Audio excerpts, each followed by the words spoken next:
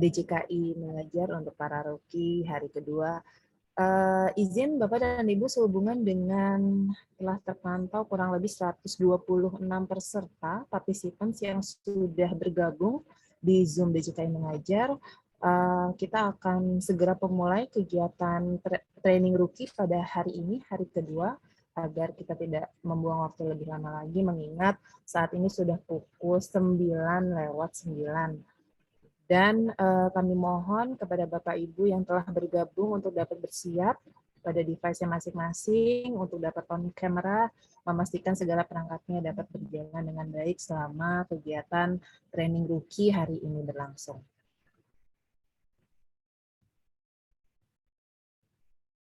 Baik, akan kita mulai kegiatan training rookie pada pagi hari ini, hari kedua. Assalamualaikum warahmatullahi wabarakatuh. Selamat pagi dan salam sejahtera untuk kita semua. Om Swastiastu, Shalom, Namo Buddhaya, salam kebaikan. Yang kami banggakan, para rookie dari seluruh unit pusat dan kantor wilayah, serta UPT, Kementerian Hukum dan Hak Asasi Manusia, dan tentunya seluruh tim DJKI Mengajar. Puji dan syukur senantiasa selalu kita panjatkan kehadirat Allah Subhanahu wa Ta'ala, Tuhan yang Maha Kuasa, karena atas rahmat dan karunia-Nya kita selalu diberikan nikmat sehat untuk dapat selalu beraktivitas menjalani kegiatan kita sehari-hari. Dan pada pagi hari ini yang sangat cerah dan penuh berkah dan semangat, kita dapat berkumpul dan berjumpa secara virtual dalam pelaksanaan kegiatan training atau pembekalan materi kepada rookie atau guru KI hari kedua. Baik, Bapak dan Ibu yang kami hormati, jika kemarin para rookie telah menerima training atau menerima pembekalan bidang paten oleh trainer kita, Mas Tommy, selaku pemeriksa paten. Hari kedua, pada pagi hari ini, kita akan melanjutkan training dengan mengikuti pembekalan materi di bidang merek, di mana yang akan menjadi narasumber atau pemateri pada hari ini adalah Ibu Nova Susanti, di mana beliau selaku Kasubdit Koordinator Pelayanan Hukum dan Fasilitasi Komisi Banding Merek. Baik, Bapak dan Ibu, sebelum kita memulai seluruh kegiatan training hari kedua rookie pada hari ini, agar lebih hikmat dan sempurna, marilah kita mulai kegiatan dengan berdoa. Akan kita tundukkan kepala sejenak untuk berdoa memohon segala kelancaran oleh Tuhan Yang Maha Kuasa. Berdoa menurut agama dan kepercayaan masing-masing, dimulai.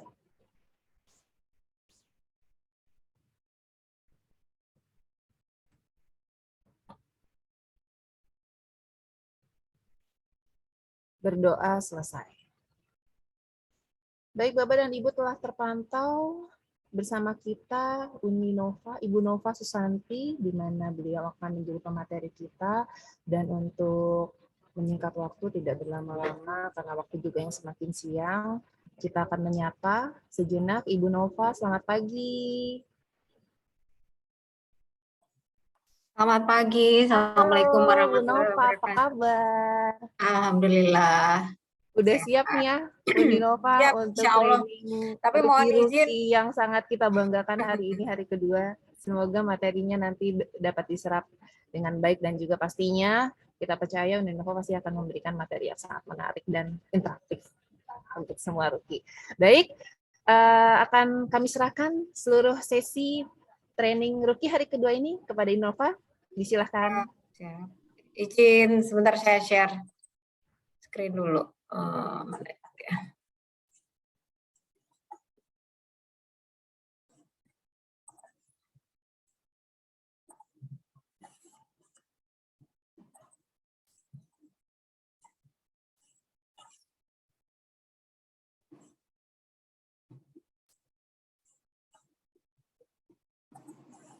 Kenapa saya nggak bisa share screen ya, ngebuka ya?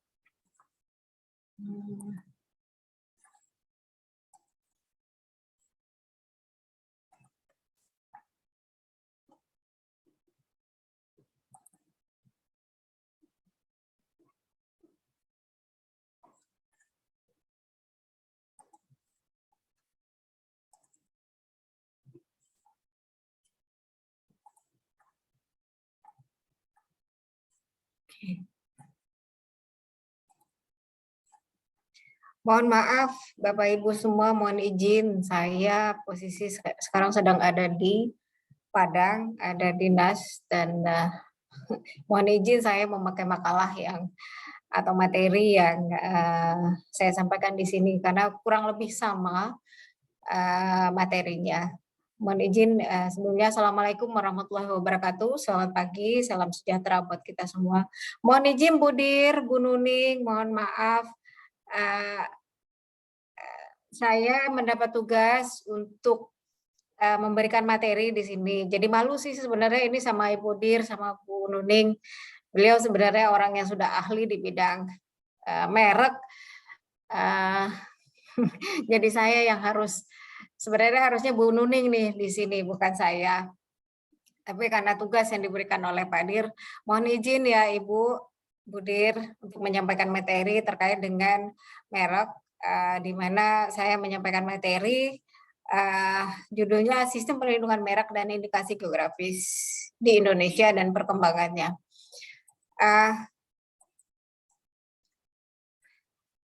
Sebenarnya kalau kita bicara tentang kekayaan intelektual, itu sesuatu yang sudah akrab dan sangat dekat dengan kehidupan kita sehari-hari. Mulai dari kita bangun tidur sampai kita tidur lagi, ada haki di sana, kekayaan intelektual di sana. Dari peralatan yang kita pakai di rumah, dari kalau kita ini Ruki ini kan tujuannya untuk memberikan pengetahuan dasar kepada anak sekolah ya. Nah, semua perlengkapan yang dipakai oleh anak-anak sekolah itu ada hakinya di sana. Nah, minimal ada satu haki, minimal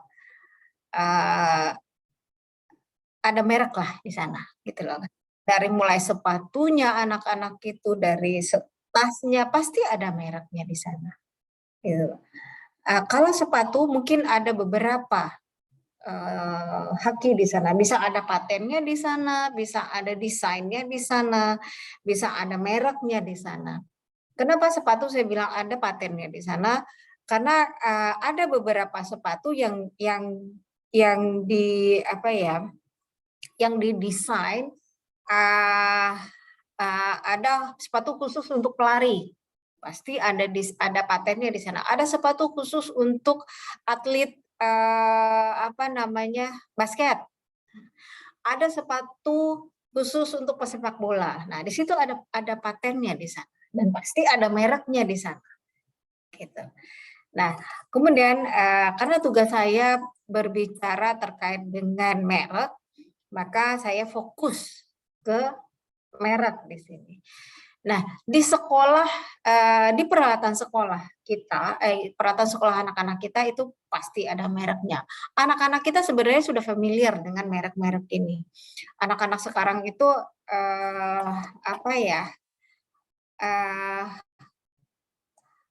sangat tahu dengan merek-merek yang terkenal. Mereka maunya pakai sepatu, kalau nggak Nike, kalau nggak Adidas, mereka nggak mau. Nah, karena mereka itu di sekolah suka ngobrol-ngobrol dengan teman-temannya. Sepatu saya mereknya ini dibelikan oleh papa saya, ini dibelikan oleh mama saya, ini enak loh seperti ini, bla bla bla bla. Nah, hal seperti ini saya dengar dari anak-anak saya, gitu loh. Karena dia punya teman-teman di rumah maupun di sekolah. Kalau di rumah dia, Bun, si ini sepatunya ini kemarin dibeliin sama ibunya sepatu ini, aku juga pengen dong, katanya gitu. Nah, anak-anak itu beli sepatu langsung menyebutkan mereknya, gitu. Nah, kemudian kalau merek itu sendiri sebenarnya sebuah tanda pengenal.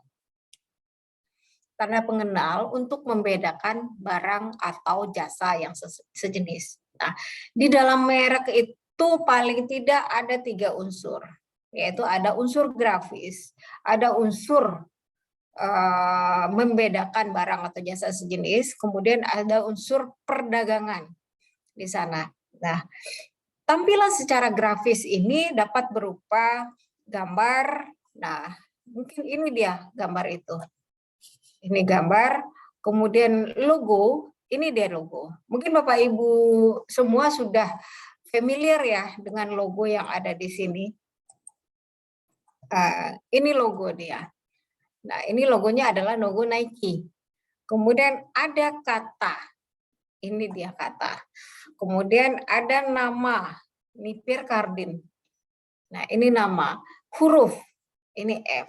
Nah, pasti Bapak Ibu, saya yakin Bapak Ibu semua punya sosial media yang ini nih.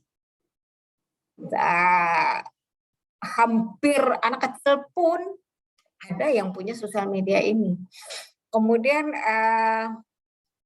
angka, ini dia angka. Nah, kemudian susunan warna, ini dia susunan warna.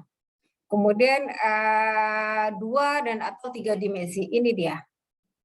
Nah, kalau ini pasti kita juga kenal. Pada saat kita datang ke minimarket ataupun ke supermarket, pada saat dari jauh kita sudah mengenal kalau posisi bentuk seperti ini pasti Toblerone. Sudah langsung melekat di dalam ingatan kita, langsung kita kenali bahwa ini adalah Toblerone. Tidak ada coklat-coklat lain yang bentuknya seperti ini. Itu. Ada merek 3 dimensi yang lain yang juga sudah terdaftar di Indonesia, yaitu kenapa saya jadi lupa ya, minuman saya lupa, jadi lus. Kita lanjut saja. Kemudian ini merek suara. Nah, ini dia merek suara dia.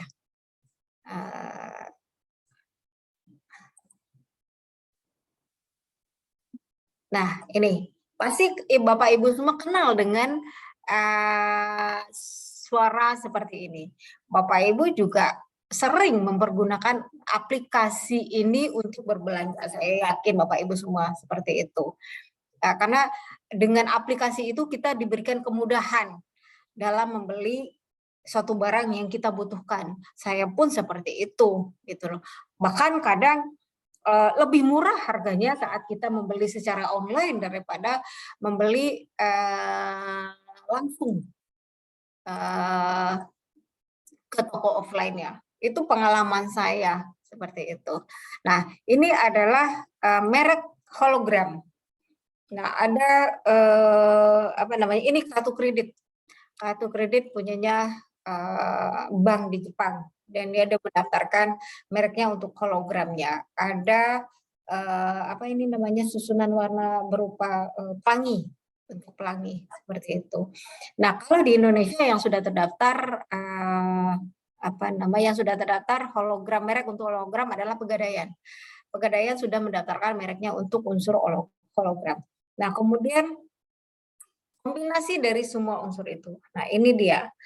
Ada katanya di sana, ada susunan warnanya di sini, kemudian susunan warna, kata, hurufnya nggak ada, tapi ada kombinasi di sini. Nah, kemudian ada beberapa jenis merek. Nah, beberapa jenis merek itu ada merek biasa, merek kolektif, dan merek sertifikasi. Nah, merek biasa ini adalah merek yang dimiliki oleh perorangan ataupun badan hukum. Nah, seperti ini adalah Rumah Makan Padang, dan ini adalah merek Amora, kemarin itu untuk kelas 30. Ini keripik. Kemudian ada merek kolektif. Merek kolektif ini adalah merek yang dimiliki oleh sekumpulan orang, sekelompok orang. Nah, Ngudi Rukun ini adalah merek untuk pupuk. Nah, dalam pemakaian merek ini, anggota yang tergabung di dalam paguyuban ini mempunyai aturan-aturan tersendiri, bahwa anggota ini boleh memakai merek ini dengan ketentuan-ketentuan yang dibuat oleh anggota itu. Apabila keluar dari itu ada konsekuensi yang harus mereka terima, anggota itu terima. Batuk nitik Trimulyo nitiku pun ini adalah merek kolektif. Seperti itu. Ada aturan-aturan yang harus diikuti oleh anggota paguyuban itu apabila ingin memakai merek ini di dalam produk mereka untuk diproduksi dan diperdagangkan. Nah, Jogja-Mart juga begitu. Juga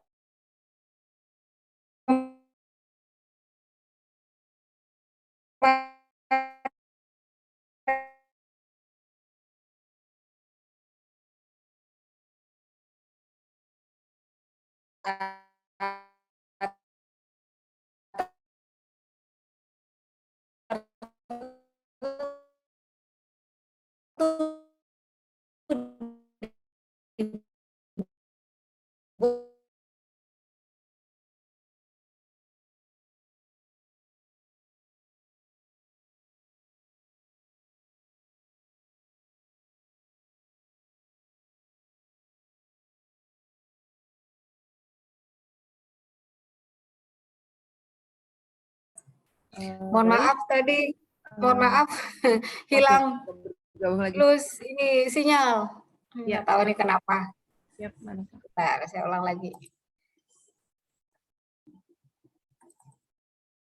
Oke, mohon maaf Bapak Ibu semua. Nah, kita lanjut dengan tadi baru sampai Jogja-Mart ya.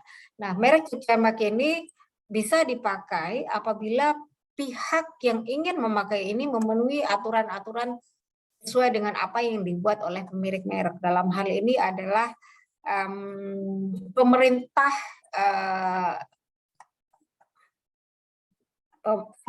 daerah istimewa Yogyakarta. Citra, kelihatan nggak share dokumennya, Cit? Kelihatan, Uni. Oke, siap. Sorry, kirain nggak kelihatan. Oke. Kemudian apabila barang yang diproduksi itu kemudian diperjualbelikan itu berasal dari Yogyakarta. Nah, seperti itulah aturan yang dibuat oleh pemerintah Yogyakarta. Mungkin ada filosofinya kenapa pemerintah Yogyakarta membuat aturan itu. Mungkin salah satunya adalah untuk meningkatkan perekonomian masyarakat Yogyakarta. Karena mungkin pemerintah Yogyakarta juga melihat potensi yang dimiliki oleh daerahnya. Kemudian merek sertifikasi. Mungkin Bapak Ibu sudah kenal dengan merek-merek ini. Merek SNI dan Majelis Ulama Indonesia. Nah, MUI, merek-merek halal yang dipunyai oleh MUI.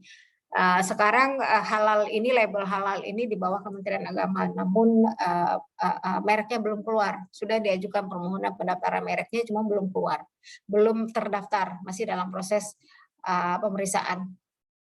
Nah, merek sertifikasi ini sebenarnya Indonesia tidak menganut merek sertifikasi atau certification mark, tapi secara tidak langsung ada gitu. Nah, diantaranya ya SNI ini.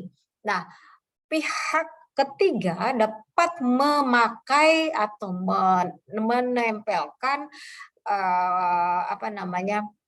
logo SNI atau logo halal ini pada produk mereka setelah melakukan uji sampel produk sesuai dengan apa yang diatur oleh Badan Standarisasi Nasional atau Majelis Ulama Indonesia, seperti itu. Nah, kalau uji produk itu telah dilewati oleh si pemohon, maka si pemohon bisa menempelkan logo-logo ini pada produk mereka, seperti itu. Kemudian kita bicara tentang prinsip perlindungan hukum di bidang merek. Ada first to file system, ada exclusive right system, kemudian the principle of territoriality, kemudian the principle of speciality. Nah, kita bicara satu persatu terkait dengan prinsip-prinsip ini. Prinsip first to file system. Prinsip first to file system ini adalah maksudnya pendaftar pertama yang mendapat perlindungan hukum, gitu. Nah, kemudian disinilah fungsinya kita menyadari atau aware terhadap harta yang kita miliki. Kenapa saya bilang ini harta? Merek ini adalah intangible asset. Nah, merek-merek yang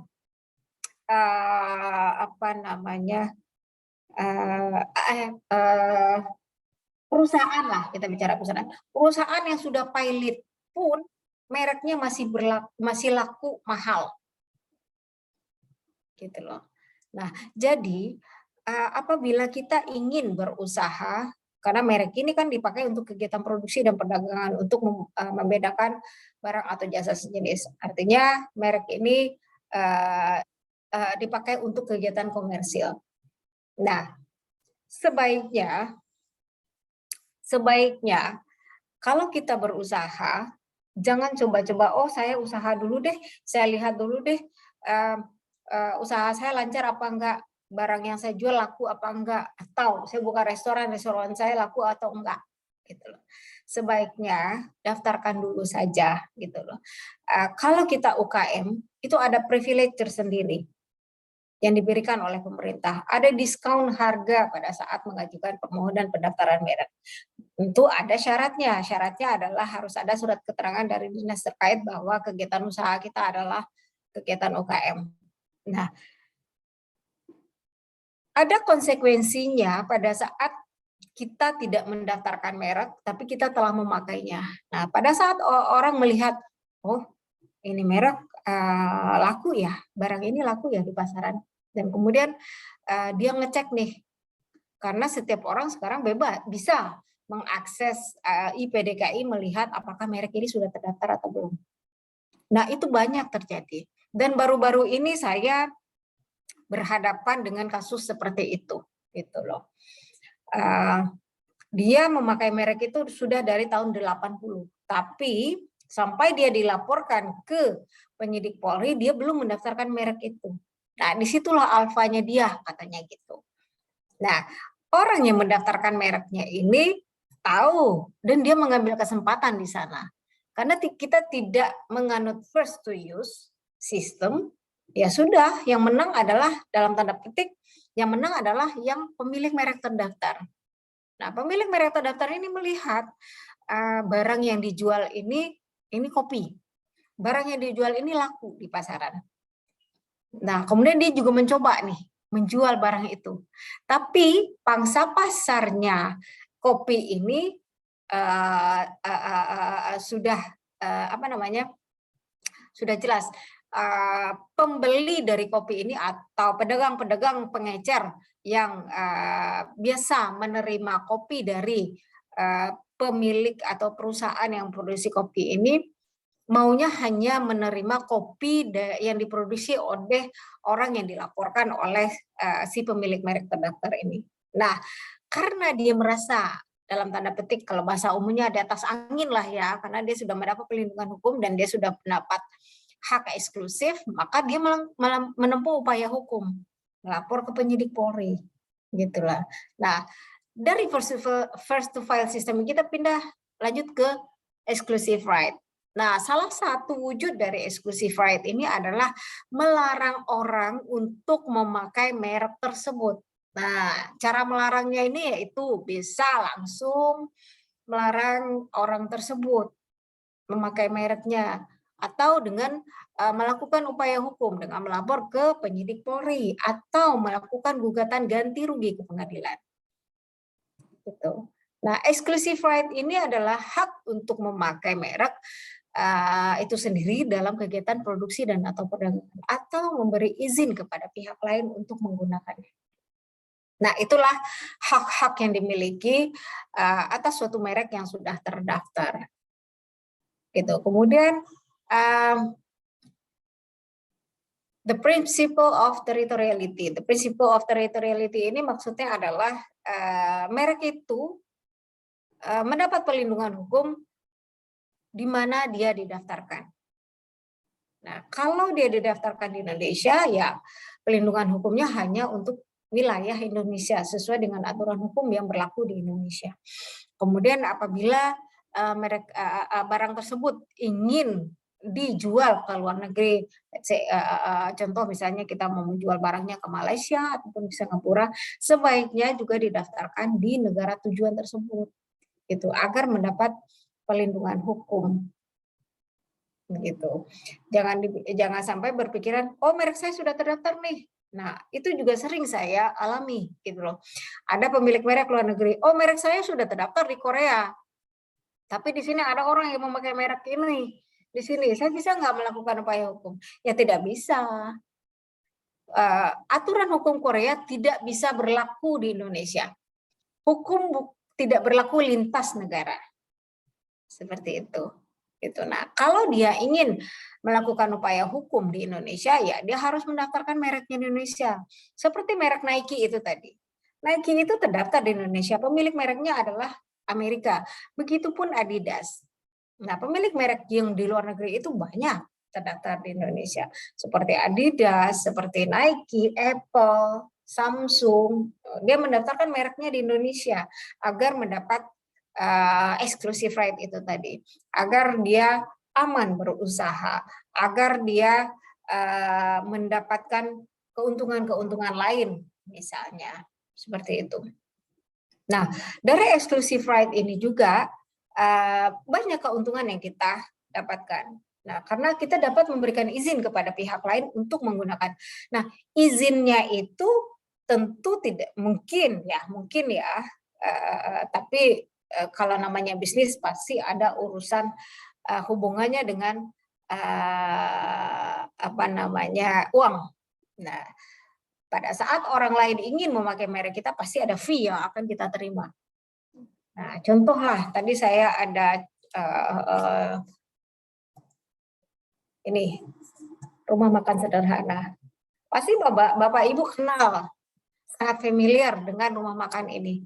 Dimanapun kita sangat gampang menemukan restoran ini. Nah, pemilik merek ini Pak Bustamam sekarang sudah menikmati hasil jerih payahnya, sudah menikmati usaha kerasnya dari dulu. Dulu dia jungkir balik membangun usahanya ini. Nah, sekarang dia sudah menikmati kerja kerasnya itu. Hanya dari merek ini dia mendapatkan penghasilan yang lumayan untuk menjamin kehidupan beliau. Nah, merek-merek ini sudah diwaralabakan. Mungkin di daerah misalnya di Banten atau di Padang atau di Jawa ada restoran sederhana ini, pemilik asli restoran itu bukan Pak Bustama mungkin, tapi adalah orang yang ada di Jogja mungkin. Nah, dia memakai merek ini dengan cara melakukan kerjasama dengan Bapak Bustama. Sudah tentu kerjasamanya itu ada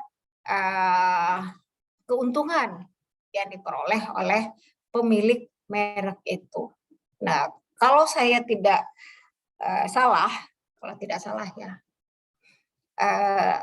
hanya beberapa yang asli punyanya Pak Bustamam ini, diantaranya yang di Ben Hill, kemudian di Rawamangun, kemudian di mana lagi ya? Saya nggak banyak gitu loh. Contoh yang di Tangerang yang dekat rumah saya saja itu bukan punyanya dia.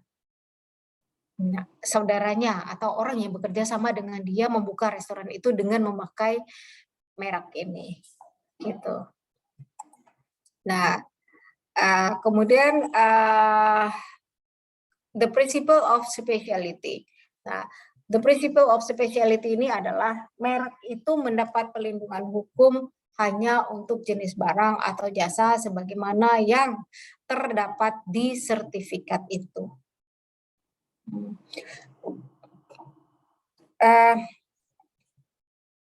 Maaf.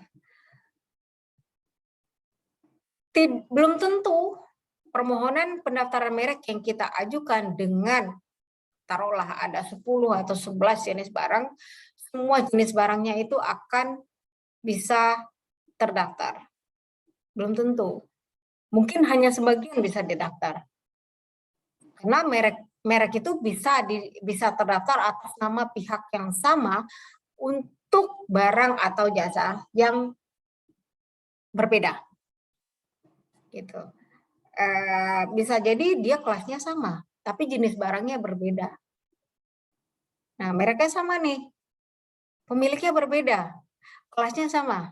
Kok bisa terdaftar? Nah, kita lihat di sana. Bisa karena jenis barangnya berbeda. Gitu. Misalnya paling gampang adalah kelas 25. Kelas 25 itu kan terdiri dari beribu-ribu bukan beribu, taruhlah ratusan jenis barang atau jasa. Saya mendaftarkan merek saya untuk kelas 25 merek ABC misalnya kan, untuk pakaian, celana, ikat pinggang, sepatu, topi, ya kan, sepatu, topi. Kemudian ternyata sudah ada merek yang sama terdaftar untuk jenis barang sepatu misalnya dan topi. Nah, sudah pasti merek saya akan ditolak untuk jenis barang sepatu dan topi. Tapi bisa terdaftar untuk baju ikat pinggang. Bisa seperti itu. Nah, jadi harus dilihat gitu.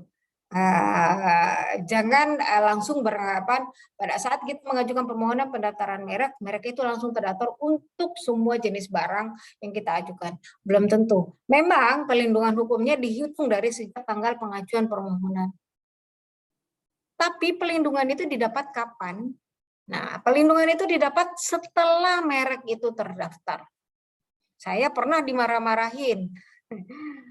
Tapi kan pelindungan hukumnya dimulai dari sejak permohonan. Iya, kalau mereknya terdaftar. Nah, kalau ditolak kan nggak mendapat pelindungan hukum dia.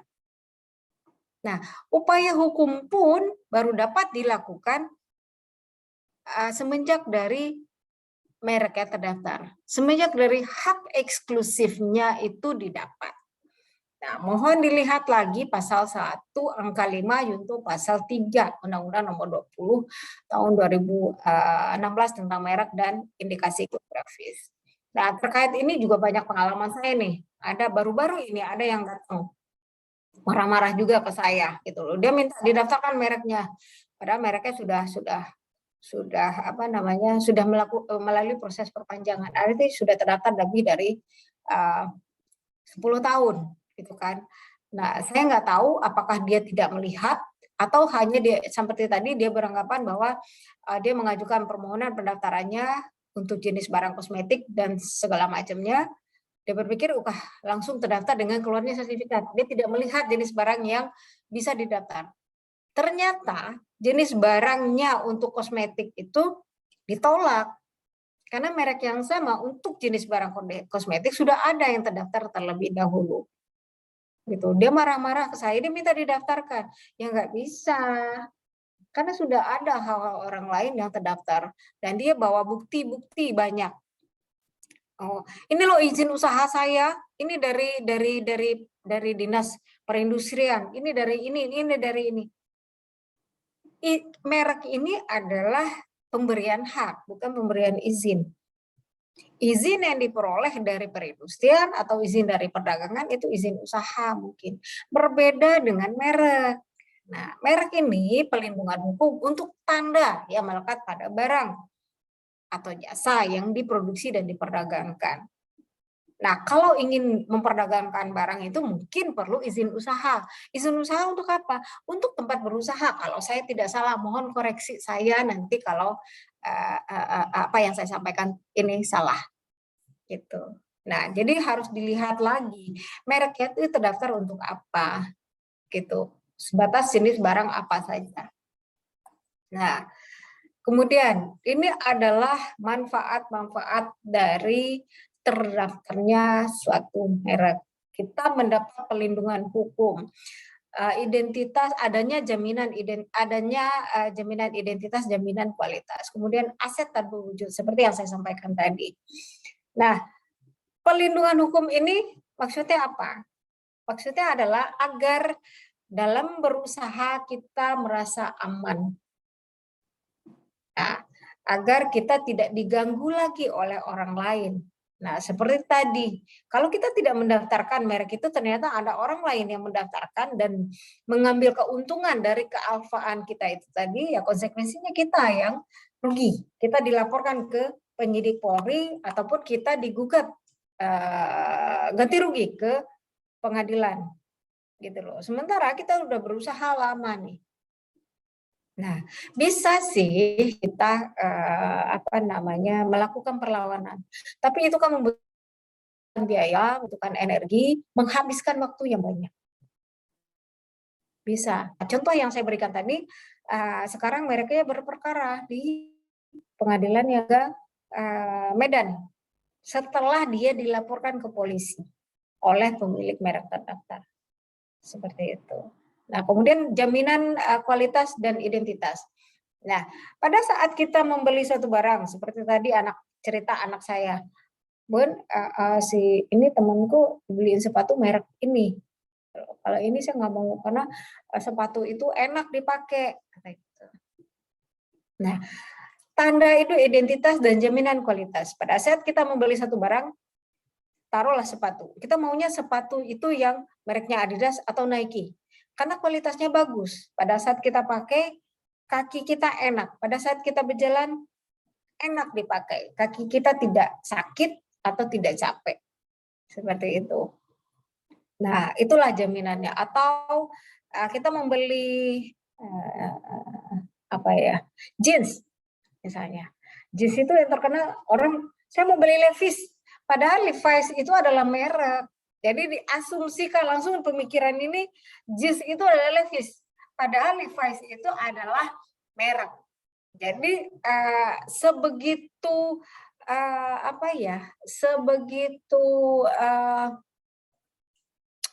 melekatnya di pemikiran kita, di kepala kita akan kualitas suatu barang. Kalau tidak Levi's, nggak bagus nih. Jeansnya. Karena enak dipakai. Satu, kemudian kedua, ada gengsi di sana. Benar nggak, Bu? Ada gengsi di sana. Kalau kita memakai jeans mereknya Levi's. Sama dengan memakai sepatu dengan mereknya Adidas atau mereknya Nike atau Onitsuka yang sekarang banyak banget dipakai oleh saya pun memakai itu gitu. Karena nyaman dipakainya gitu. Karena saya naik kendaraan umum ke kantor, jadi kalau mau pakai sepatu yang ada haknya itu sakit. Karena naik kereta, naik bis, waduh, jadi di kantor baru diganti. Gitu. Karena nyaman. Kalaupun jalan-jalan saya memakai itu. Gitu. Nah, kemudian aset tak berwujud. Nah, seperti saya sampaikan itu tadi, aset tidak berwujud ini adalah harta kita. Perusahaan yang sudah bangkrut pun, perusahaan yang sudah pilot pun, mereknya masih laku mahal. Contohnya merek Nyonya Menir. Merek Nyonya Menir. Perusahaannya kan sudah pilot. Tapi mereknya masih laku 10 miliar. Nah, sebenarnya merek anak-anak saya itu memakai minyak telon dengan produksi dari PT Nyonya Menir itu. Sebenarnya itu perusahaan mismanagement aja sebenarnya. Barang-barangnya masih banyak beredar pada waktu itu sebelum dipilotkan di pasaran dan laku. Nah, hingga dipilotkan akhirnya mereknya ikut dilelang. Nah, itu bagian dari harta yang dilelang yang hasilnya dapat dipakai untuk membayarkan utang-utang dari perusahaan yang dipilotkan itu. Nah, kemudian lanjut kepada ini. Nah, bagaimana agar mereknya itu bisa terdaftar untuk meminimalisir satu permohonan pendaftaran merek agar tidak ditolak.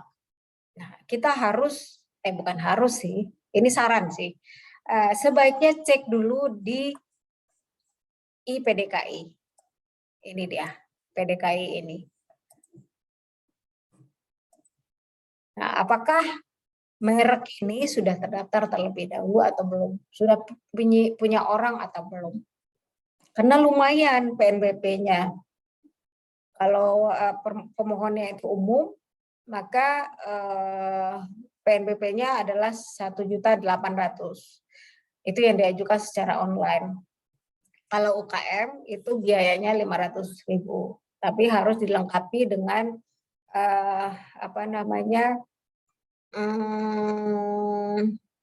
surat keterangan dari dinas terkait. Itu membuktikan bahwa usaha adalah usaha dari UKM. Itu karena diskon yang sangat besar itu, jadi kami pun harus punya pegangan. Nah, itu aturan yang ada.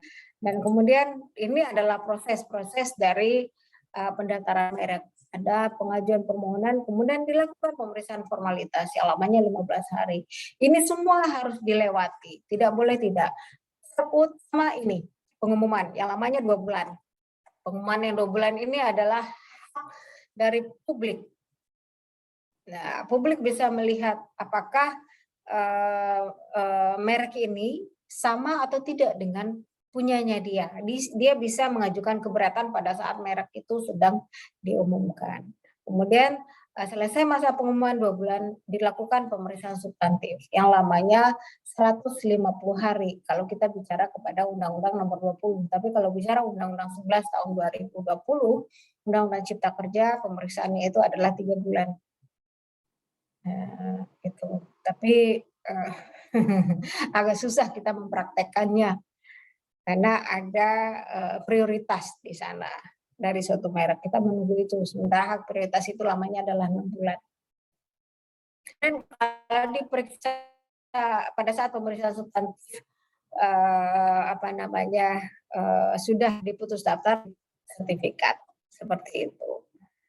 Nah, mungkin itu sedikit dari saya sharing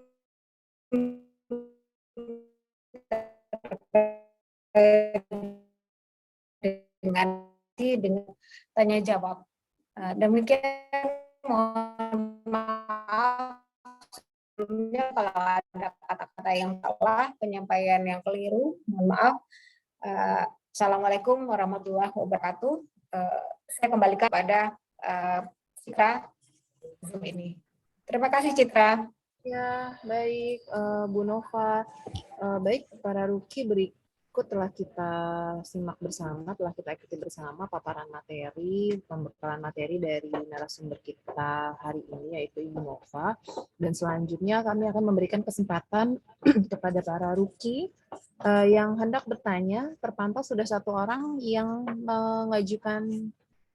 mengunjukkan tangan, Ibu Dince.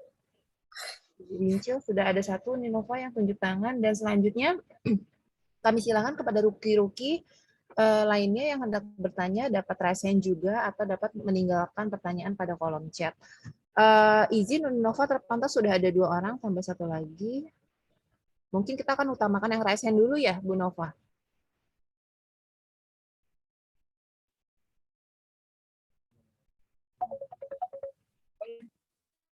Baik. Yang pertama, iya. Ya. Sudah. Baik Mbak Citra.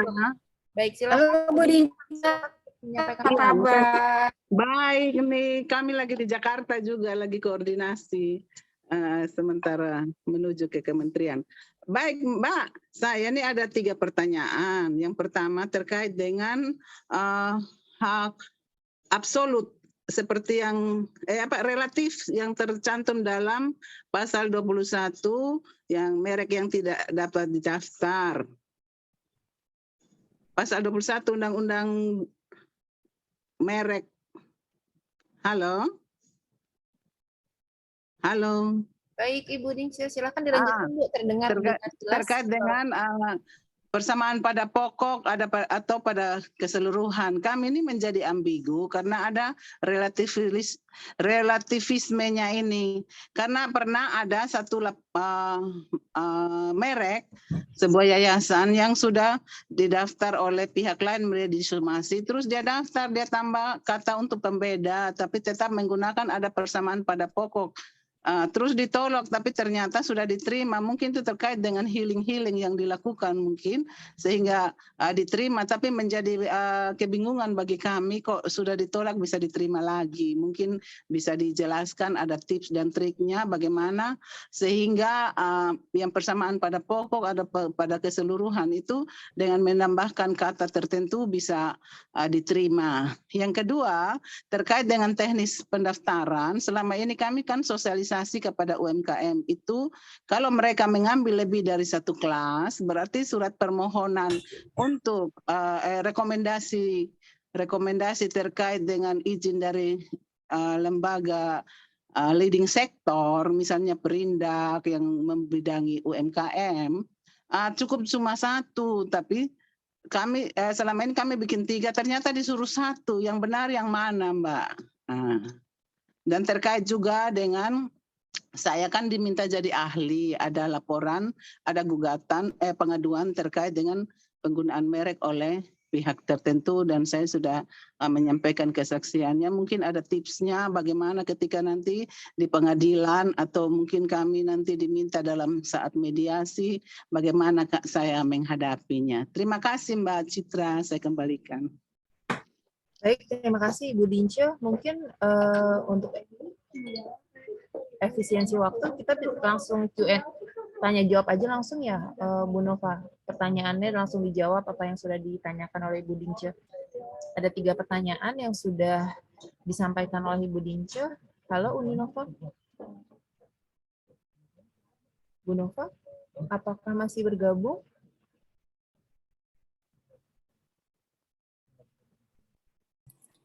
Mohon maaf,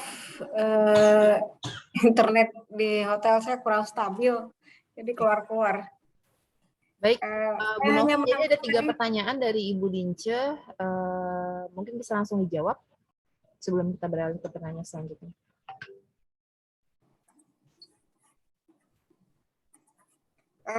Saya hanya menangkap tadi yang pertanyaan pertama tuh, Citra. Tadi karena mental keluar.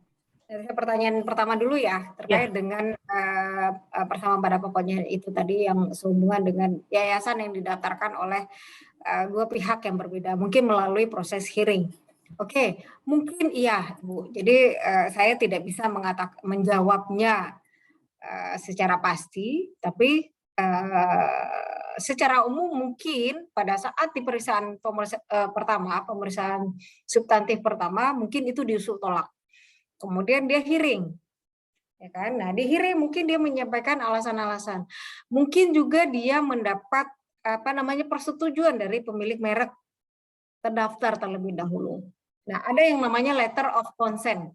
Nah, itu bisa menjadi pertimbangan dari pemeriksa dalam memutus satu permohonan pendaftaran.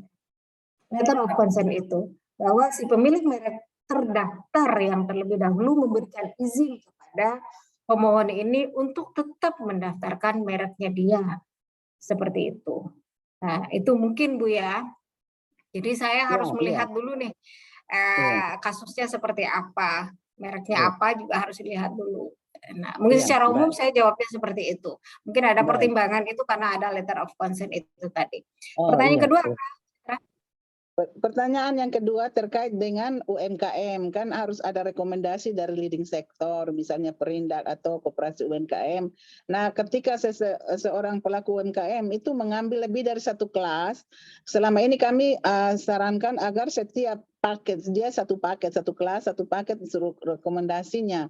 Ternyata katanya ada lagi aturan yang cukup satu rekomendasi saja tapi dicantumkan beberapa kelas. Ini yang membingungkan kami, yang mana yang tetap digunakan, mungkin bisa ditegaskan oleh Ibu.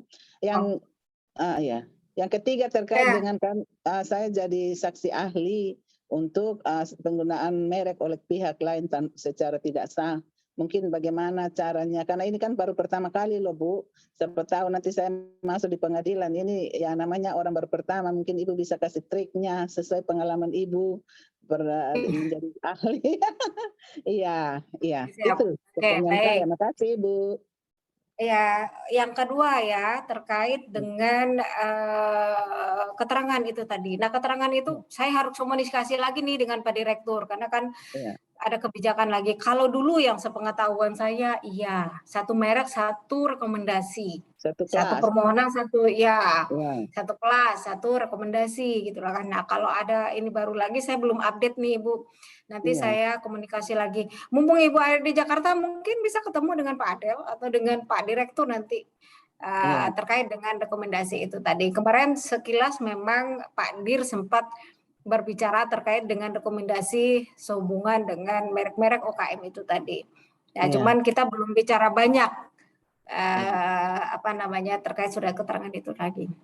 Iya. Nah, kemudian terkait dengan keterangan ahli, mohon maaf Ibu ya, ini pengalaman. Nah, pengalaman ya, pengalaman yang diberikan kewenangan oleh undang-undang, oleh peraturan kan Direktorat Jenderal, Ibu. Nah, Iya. pernah ada salah satu pegawai di Kanwil yang dimintakan keterangan selaku ahli, akhirnya penyidiknya diperadilankan. Oh Gitu. iya. Karena kewenangannya tidak ada. Nah, Iya. kan ada rujukannya. Apa dasar hukum kita dapat memberikan keterangan ahli? Kalau memang ada di Permenkumham, silahkan. Ada nggak di Permenkumham, Bu? Permenkumham pertanyakan Wil. Justru itu yang saya belum tahu ini Ibu. Kebetulan saya kan PPNS sehingga ditunjuk ketika diminta dari Polres itu, saya yang ditunjuk oleh Ibu Kakanwil gitu. Nah kalau Bu DC PPNS kan Ibu penyidik. Iya. Kan Ibu justru yang menyidik. Nah, dilihat lagi dasar hukumnya apa. Karena khawatir nanti malah akan di-challenge itu tadi, Bu. Itu yang saya khawatir. Nah, itu pernah kejadian Ibu. Polda Iya. Jawa Barat. Kalau Iya. boleh saya sebut nih, Polda Jawa Barat. Iya. Di Jawa Barat bukan Polda. Nah, itu ada. Akhirnya penyidiknya diperadilankan. Iya. Karena yang memberikan keterangan bukan pihak yang punya kewenangan secara ex officio. Nah, kita kan memberikan keterangan ahli itu adalah secara ex officio. Kalau sebagai Kasubag Pelayanan KI dan PPNS, apakah bisa ex officio? Nah, dilihat lagi Bu, saya nggak tahu nih di Orta Kanwil ada nggak. Kalau di Ortanya kementerian ada di dalam pasal 10780 itu ada. Diatur bahwa kita bisa memberikan subdit pelayanan hukum bisa memberikan keterangan ahli. Nah, dilihat lagi di Orta itu ada nggak bahasa itu? Nah, karena biasanya di BAP itu ditanyakan apa dasarnya, apa tusi kita, apa kewenangan kita sehingga bisa memberikan keterangan selaku ahli. Biasanya kalau di BAP yang biasa saya jawab itu dipertanyakan. Nah, nanti konsekuensinya adalah kalau terlapornya ini memilih meng-hire lawyer yang mengerti haki, bahaya Bu. Itu juga pernah terjadi di Jawa Tengah. Gitu. Nah, itu pernah terjadi di Jawa Tengah juga seperti itu. Nah, gitu Bu. Nah, dilihat lagi dasar hukumnya ada atau tidak. Kalau ada silakan Bu bisa berpegangan. Saya bisa memberikan keterangannya ini loh dasarnya. Satu surat tugas, kemudian saya punya kewenangan itu diatur di dalam Permenkumham, misalnya Permenkumham berapa, Kanwil nomor berapa tuh saya nggak hafal Bu.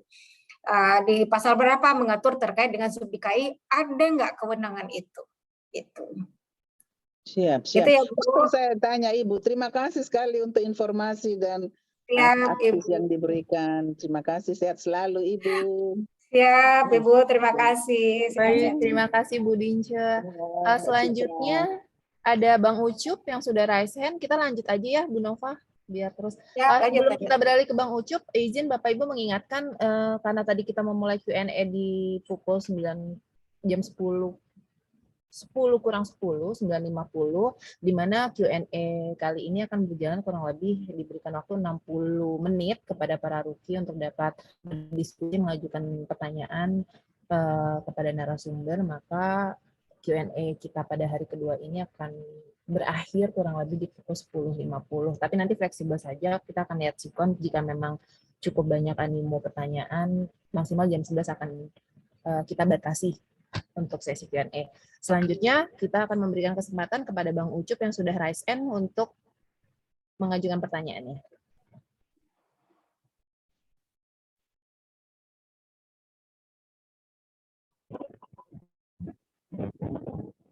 Selamat pagi, Bu. Halo, Bu. Pagi, Ya, silakan. Assalamualaikum warahmatullahi wabarakatuh, Bu. Saya Yusuf, Bu, dari Waalaikumsalam. Kanwil Kaltim. Ada yang ingin kami tanyakan, Bu, terkait pendaftaran merek ya, Bu, ya. Jadi beberapa hari yang lalu itu, Bu, ada pemohon ingin mendaftarkan mereknya sekitar 20 merek, Bu. Tapi merek tersebut, Bu, tidak digunakan untuk sebagai dia jualan, Bu. Hanya untuk mengamankan jam gitu, Bu. Kami, apakah itu bisa dipertanggungjawabkan, Bu? Mungkin itu aja, Bu. Ya, kalau mengajukan permohonan pendaftaran merek mah boleh-boleh saja, silahkan, gitu kan. Namun konsekuensinya ada nanti, kan ada pasal penghapusan.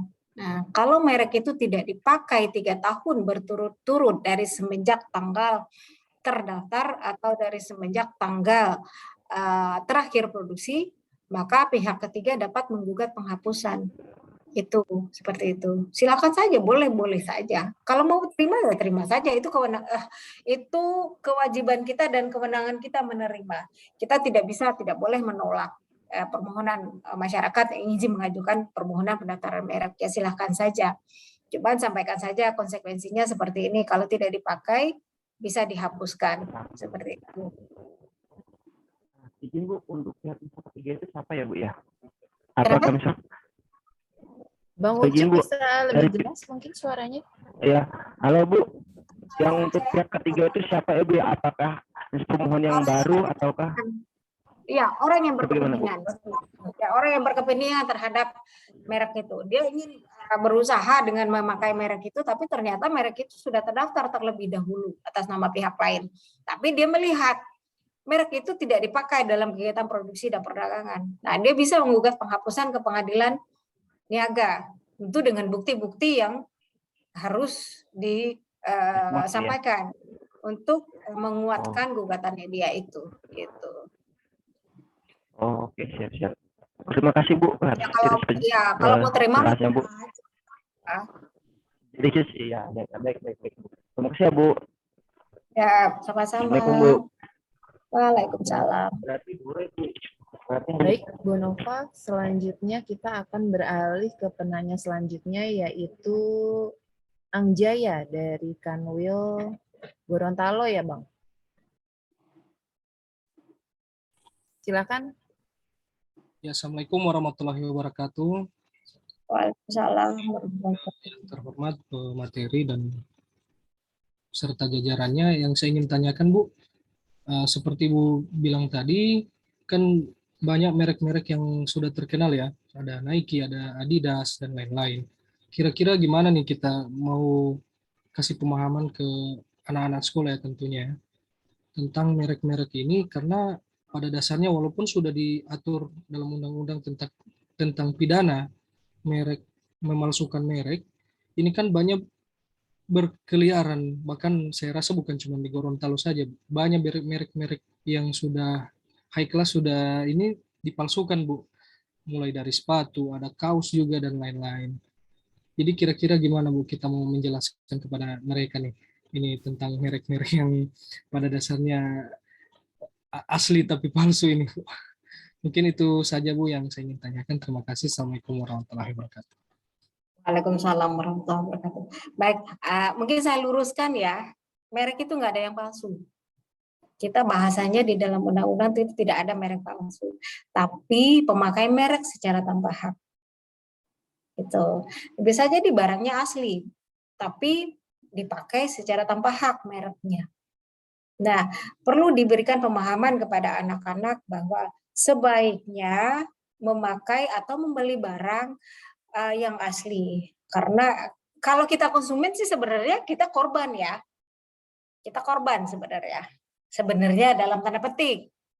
Nah, kalau barang asli itu kan mungkin mahal, tapi kita pengen nih memakai barang itu dengan merek yang sudah terkenal. Karena ada gengsi itu tadi, saya sampaikan ada gengsi itu tadi. Tapi dengan gengsi itu kita merugikan orang lain. Nah, orang lain yang telah berjuang, jatuh bangun untuk memberikan, mengenalkan barangnya dengan merek ini di pasaran. Nah, berapa kerugian yang dialami oleh si pemilik merek terdaftar akibat dari adanya pihak lain yang menjual barang dengan menggunakan mereknya secara tanpa hak, tanpa izin itu tadi. Gitu loh. Artinya dalam tanda petik pun itu adalah mencuri kekayaan orang. Nah, sudah ada fatwa MUI terkait dengan pemakaian haram. Saya bahasanya ini sudah ada fatwa MUI memakai merek atau kekayaan intelektual ini secara tanpa hak.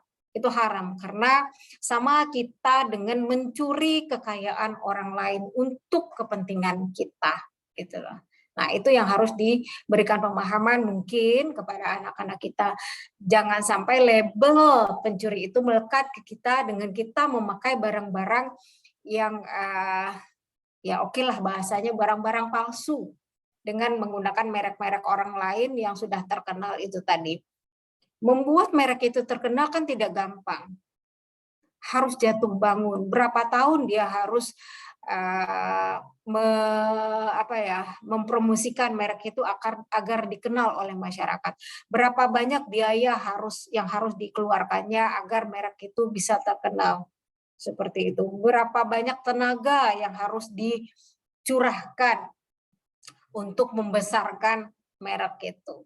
Apakah kita bisa dengan seenaknya mengambil keuntungan dari usaha orang yang sudah jatuh bangun itu tadi. Seperti itu. Cukup Pak Angjaya? Ada lagi Bang Jaya yang mau ditanyakan?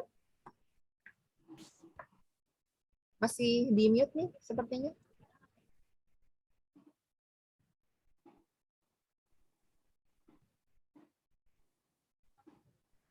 Oke, baik. Sepertinya sudah cukup. Ini iya dari pertanyaan Bang Jaya. Kita akan beralih ke penanya selanjutnya, yaitu Ibu Evi Esmanurung. Disilahkan kepada Ibu Evi untuk di-unmute terlebih dahulu. Baik, terima kasih kepada host kami yang cantik yang sudah mempersilahkan saya untuk bertanya. Terima kasih Ibu Nova Susanti selaku narasumber kita pada hari ini. Saya sangat bersemangat sekali Bu ingin bertanya tentang merek ini. Yang pertama, saya selaku ketua koperasi sering diundang nih Bu sama Dinas Koperasi Pemko Medan. Nah, itu kan kita kumpul dengan para pegiat UMKM. Jadi memang tidak bisa dipungkiri banyak sekali pegiat-pegiat UMKM ini yang belum paham sekali bagaimana mendaftarkan merek mereka. Jadi karena memang saya basicnya bukan di bidang kekayaan intelektual, saya lebih menyarankan supaya para pelaku usaha UMKM ini datang ke Kanwil. Oleh karena itu, ada baiknya juga dari Ditjen KI-nya lebih menggalakkan bagaimana supaya pegiat UMKM yang memang notabene-nya kan kebanyakan ibu-ibu nih Bu ya yang belum terlalu melek IT. Tapi kalau disuruh main TikTok bisa Bu. Kurang lebih seperti itu. Kadang-kadang saya agak terkesima juga nih Bu dengan kementerian lain yang menggunakan TikTok sebagai fasilitas atau sebagai media mempromosikan sesuatu yang mereka punya. Jadi mungkin guru KI juga bisa membuat satu akun TikTok official ya Bu ya. Bagaimana pendaftaran merek, bagaimana supaya merek itu lebih bisa dikenal dan diingat. Nah, seperti itu Bu. Itu pertanyaan saya yang pertama. Yang kedua, Saya dulu Bu pernah nih jadi member Oriflame Bu. Ya pasti ibu-ibu di sini pernah dong ya jadi member Oriflame. Nah, jadi Oriflame ini Bu kan basicnya tidak di Indonesia. Dia berasal dari negara Swedia. Bahkan sudah tercatat di bursa saham London. Sudah bagus lah Bu, banyak juga di Indonesia yang merubah hidupnya melalui bisnis Oriflame. Nah, Oriflame ini gimana sebenarnya Bu? Kan dia mendaftarkan mereknya pastilah di negara asalnya yang di mana dia pertama sekali diciptakan. Di Indonesia sebenarnya status merek Oriflame ini apakah didaftarkan ulang atau gimana Bu? Gitu. Terus yang ketiga nih Bu, nih banyak nih Bu ya. Dulu Bu, saya kan punya temen nih, zaman-zaman kita waktu kuliah tuh sering buka bimbel Bu. Nah, karena kita buka bimbel tuh kan nggak ngerti, bimbel itu ternyata adalah sebuah usaha yang bisa didaftarkan. Nah, dulu saya sama teman-teman tuh punya bimbel namanya Ocean, ya kan? Jadi lambat laun Ocean ini kan Bu berkembang, tapi tidak ada ini ya Bu ya pendaftaran legalnya ya, tidak ada pendaftaran badan usaha legal karena nggak ngerti sama sekali. Zaman dulu kita yang namanya mahasiswa, yang penting bisa banyak duit, bisa ngajar siswa-siswa dan bisa ibaratnya dulu iming-iming kita supaya bisa masuk PTN lah ya Bu, kurang lebih ya. Itu apakah merek bimbel itu, apakah nama bimbel itu merek atau nama bimbel itu badan usaha Bu? Nah, karena kan bimbel ini kalau namanya unik, ya nggak usah kita pungkiri. Misalnya yang terkenal sekarang Ganesha Operation, ya kan, agak kebule-bulean. Kalau misalnya namanya misalnya agak kebatak-bataan, mungkin kurang jual. Mungkin namanya Lasroha, ya orang nggak akan bimbel. Apa itu Lasroha? Karena istilah Batak. Nah, apakah nama bimbel itu merek atau nama bimbel itu lebih kepada nama badan usaha? Karena Ibu bilang tadi merek itu kan yang sifatnya bisa logo, bisa huruf, bisa gambar, seperti itu Bu. Mana tahu Bu, suatu saat saya bisa menjadi pendiri bimbel Bu. Saya buat nanti bimbel saya agak kebule-bulean gitu kan Bu, supaya bisa jadi top branding gitu. Demikian pertanyaan saya Ibu, terima kasih. Baik, terima kasih Bu Evi. Ini Bu Nova sepertinya Bu Evi ini salah satu pelaku ya, pelaku bisnis nih. Yang Kayaknya enak nih kalau diajar iya. sama Bu Evi ya. Anak-anak ini, Jadi ada tiga. kalau diajar sama Bu Evi nih enak nih, ceria. Ceria. Bisa langsung ke intinya ya, Bu Nova ya. Benar. Jadi ada 3 pertanyaan nih Bu Nova tadi terkait dengan beliau juga sebagai ketua koperasi. Jadi ada gimana tips-tipsnya, sepertinya lebih menanyakan tentang tips-tipsnya ya Bu Evi ya, untuk yang pertama, terus tentang merek Oriflame, statusnya di Indonesia, terus tentang bimbel apakah masuk sebagai merek atau badan usaha. Mungkin bisa langsung dijawab Bu Nova. Oke. Nah, terkait dengan sosialisasi itu sudah banyak dilakukan oleh kementerian. Kementerian kita pun melakukan sosialisasi. Nah, sekarang pun saya di Padang ini provinsi seminar JK yang audiensnya adalah UKM. Gitu. Nah, kemarin pun kan yang kegiatan Pak Menteri di Medan kan salah satunya juga audiensnya kan juga ada UKM kan. Seperti itu. Nah, kementerian terkait pun sering melakukan kegiatan sosialisasi haki ini kepada UKM, misalnya Kemenparekraf, kalau dulu Bekraf sering banget, Kementerian Koperasi pun sering banget seperti itu. Banyak kok Bu. Nah, terkait dengan TikTok, Citra nih ininya, Citra Amadita nanti tuh domainnya. Ya Cit? Ya, ada TikTok nggak Citra? Ada Bu, Didi Kayu punya TikTok Bu Nova, tenang. Tuh, ada tuh. Kalau Ruki mau dibuat TikToknya nanti bisa disampaikan ke Ibu Koordinator kami. Tuh bisa. Kemudian terkait dengan Oriflame ya. Nah, kalau Oriflame itu pemilik luar negeri, nah seperti yang saya sampaikan tadi, prinsipnya the principle of territoriality itu tadi. Di mana merek itu terdaftar, di situ mendapat perlindungan hukum. Nah, kalau dia tidak mendaftarkan di Indonesia, maka dia tidak mendapatkan perlindungan hukum di Indonesia. Nah, kalau dia ingin berusaha di Indonesia dengan aman, sebaiknya didaftarkanlah di Indonesia. Tapi saya coba cek dulu nih. Sepertinya sih sudah sih kalau merek-merek itu ya.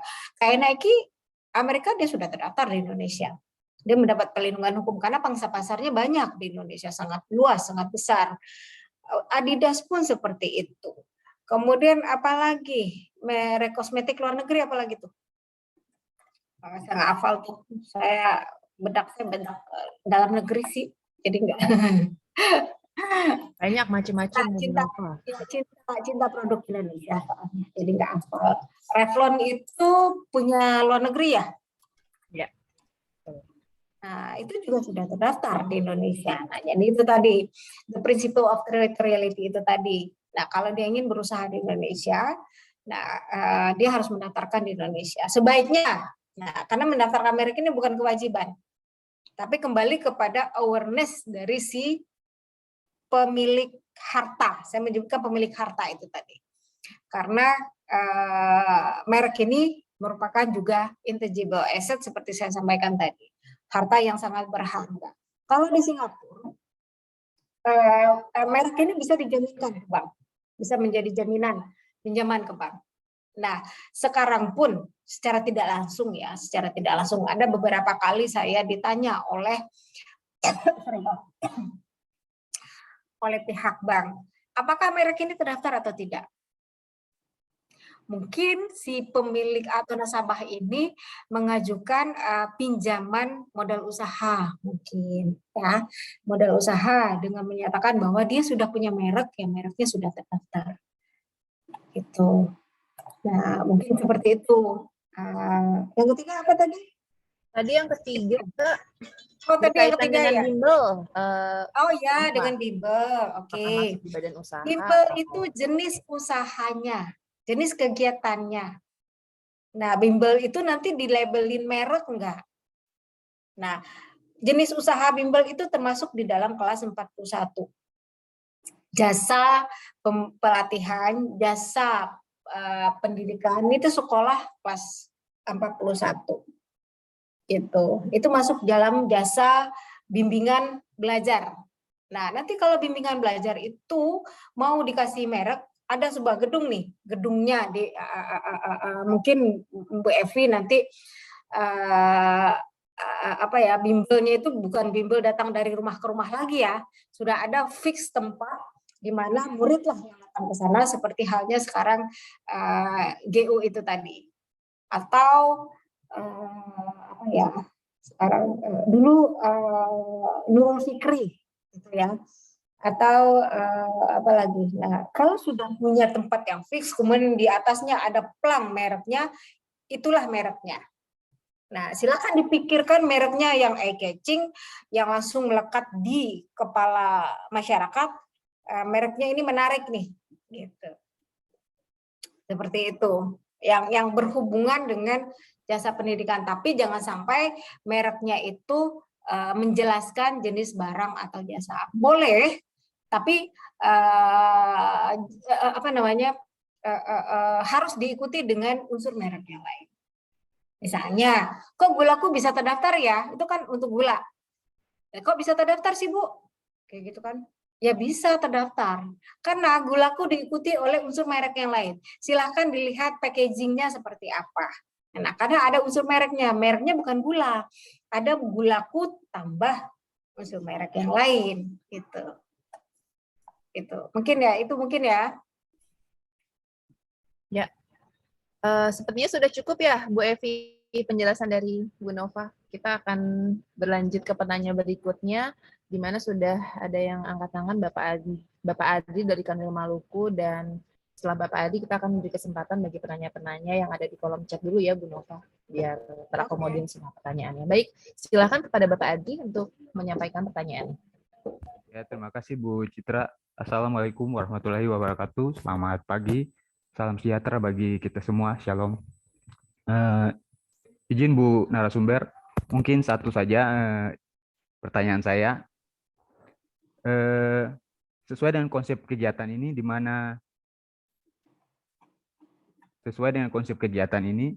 mana pelatihan guru haki, kita mengejar sasarannya adalah anak-anak. Ya Bu. Jadi bagaimana kita mengenalkan suatu kasus sederhana yang bernama merek kepada anak-anak. Jadi saya ambil contoh kemarin kita materi paten itu pemateri menyampaikan contoh sederhana seperti garpu, sedotan, kemudian juga ada anak yang berumur 12 tahun yang menciptakan Lego print. Jadi mungkin pertanyaan saya, bagaimana kita mengenalkan merek?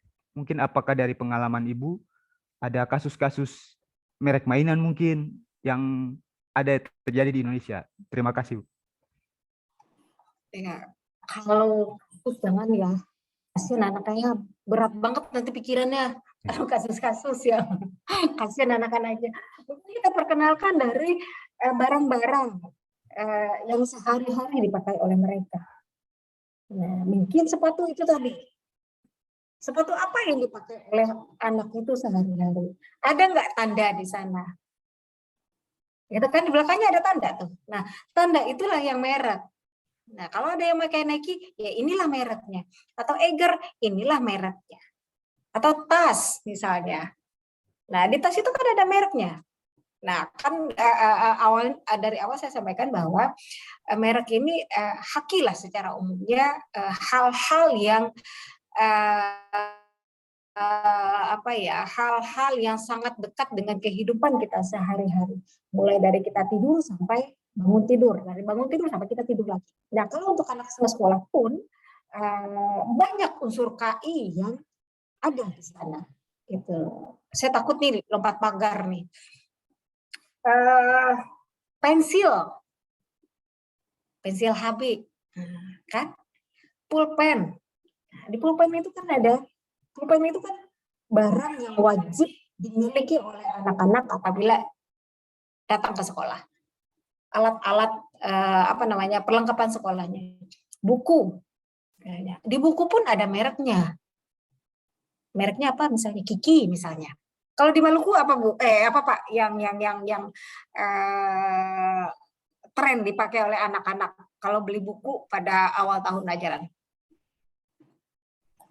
Nah, mungkin itu. Nah, atau pensil itu tadi. Atau pensil case, kotak pensil. Nah, kotak pensil itu kan ada mereknya. Gitu. Mungkin itu yang Bapak bawa. Ini loh barangnya, barang ini ada tanda. Tanda itu adalah merek. Mana mereknya? Ini mereknya. Gitu. Mungkin seperti itu, Pak. Nah, kalau kasus-kasus jangan deh. Kasihan anak-anaknya berat nanti pemikirannya. Mohon maaf, tadi saya nggak sempat menyiapkan materi karena kepepet waktu. Saya harus jadi narsum juga di Padang, ya udah. Tapi kurang lebih seperti itu. Nah, mungkin contoh Bapak foto atau Bapak bawa, mungkin punya anaknya deh satu. Mana yang nggak dibawa sekolah hari itu? Gitu. Anak-anak kan punya lebih dari satu kan Pak? Atau baju sekolah. Di baju sekolah pun ada merek kok. Kan di belakang kerah itu kan ada merek, ada tanda. Itulah merek. Atau di baju, bukan baju sekolah lah, baju hariannya lah. Gitu. Nah itu ada Sinar Dunia kata. Nah tuh ada di chat nih Sinar Dunia. Ya benar, Sinar Dunia itu merek untuk buku. Oh Mirage buku tulis ya. Oke. Nah, seperti itu ya Pak Adri. Baik, Bu Nova, terlihat ada satu yang raise hand Ibu Rina, tapi kita hold dulu ya Bu Rina, kita kasih teman-teman yang nanya di kolom chat. Nanti kita sambil tunggu lagi bertambah ruk yang bertanya dengan raise hand. Jadi langsung saja nih Bu Nova, karena udah cukup banyak juga yang di kolom chat untuk pertanyaan selanjutnya menyampaikan dari kolom chat dari Putri Andini.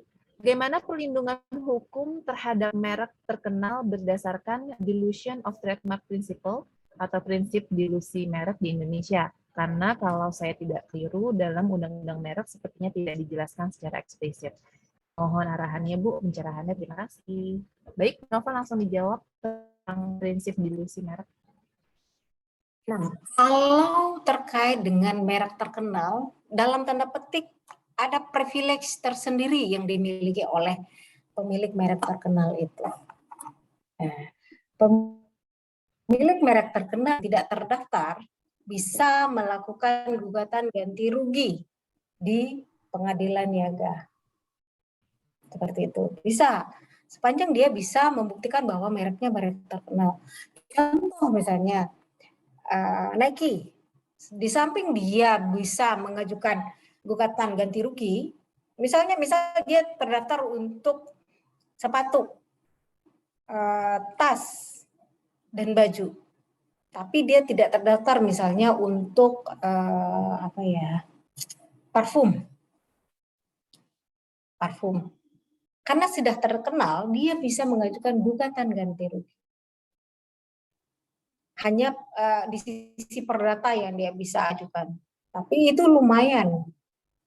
Gitu. Kalau pidana dia tidak bisa melakukan upaya hukum secara pidana karena undang-undang merek sudah fix dan jelas menyebutkan mempunyai persamaan untuk barang dan atau jasa sejenis. Jelas apple to apple, jelas gitu. Tapi dia bisa mengajukan gugatan ganti rugi ke pengadilan niaga. Kemudian dalam proses pemeriksaan, pemeriksa pun akan mempertimbangkan terkait dengan merek terkenal itu. Pemeriksa sekarang bisa mengakses data-data melalui internet, melihat melihat data di beberapa kantor IP internasional. Apakah merek tersebut sudah terdaftar atau belum? Karena kriteria dengan merek terkenal itu kan sudah diatur di dalam undang-undang merek. Nah, akan dilihat. Nah,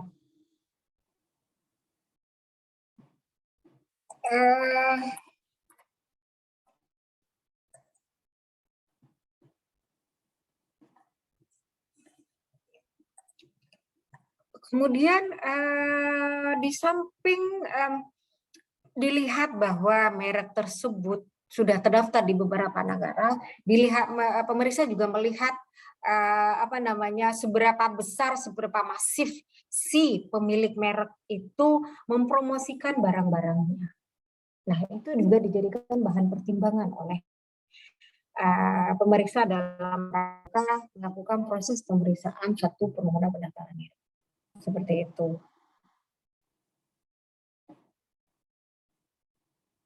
Mungkin itu sementara. Kalau memang masih kurang, silakan ada yang mau ditanyakan lagi. Baik, mungkin dari Mbak Putri Andini, sementara cukup yang jawaban dari Bu Nova ya. Nanti mungkin berkembang kalau memang beliau ingin menyampaikan, bisa meninggalkan kembali pertanyaan di kolom chat. Biar kita bisa beralih ke pertanyaan selanjutnya, Bu Nova ya. Baik, pertanyaan kedua dari Eris, Kanwil Banten. Pertanyaannya adalah, kalau anak-anak sekolah mau mendaftarkan merek tapi belum 17 tahun dan belum punya KTP, apakah orang tuanya boleh mewakili? Ya, boleh saja. Boleh silakan. Nanti kalau anaknya sudah cukup umur, bisa dilakukan pengalihan hak. Seperti itu. Boleh saja. Karena dekat sama orang tuanya ya, Bu Nova ya. Betul. Boleh saja. Kan nanti kalau sudah cukup umur ya silakan, nanti bisa dilakukan pengalihan hak dari orang tuanya kepada anaknya. Gitu. Anak milenial sekarang memang anak-anak yang mindsetnya bukan mindset untuk menjadi pegawai ya. Jadi pencipta lapangan kerja dengan melakukan usaha. Banyak anak-anak yang masih sekolah di tingkat SMA sudah mempunyai usaha dengan teman-teman. Boleh saja, silakan saja. Baik, selanjutnya, pertanyaan selanjutnya Bu Nova dari Rian Yuda. Terkait merek sertifikasi yang tadi dijelaskan ada dalam materi terkait logo MUI dan SNI yang telah didaftarkan, salah satunya MUI, apakah MUI juga termasuk tanda untuk membedakan barang atau jasa, atau hanya digunakan untuk sebagai tanda bahwa produk telah melalui proses pemeriksaan oleh MUI? Nah, MUI dan SNI. Ya, MUI mendaftarkan mereknya untuk organisasi ini. Nah, MUI juga organisasi untuk apa ya?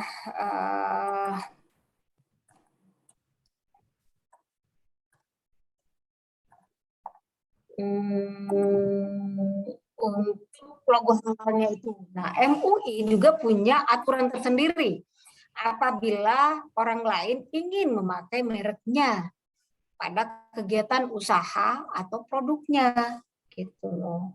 Nah, bisa dilihat logo MUI ini didaftarkan untuk sebentar saya cek dulu. Nah, dia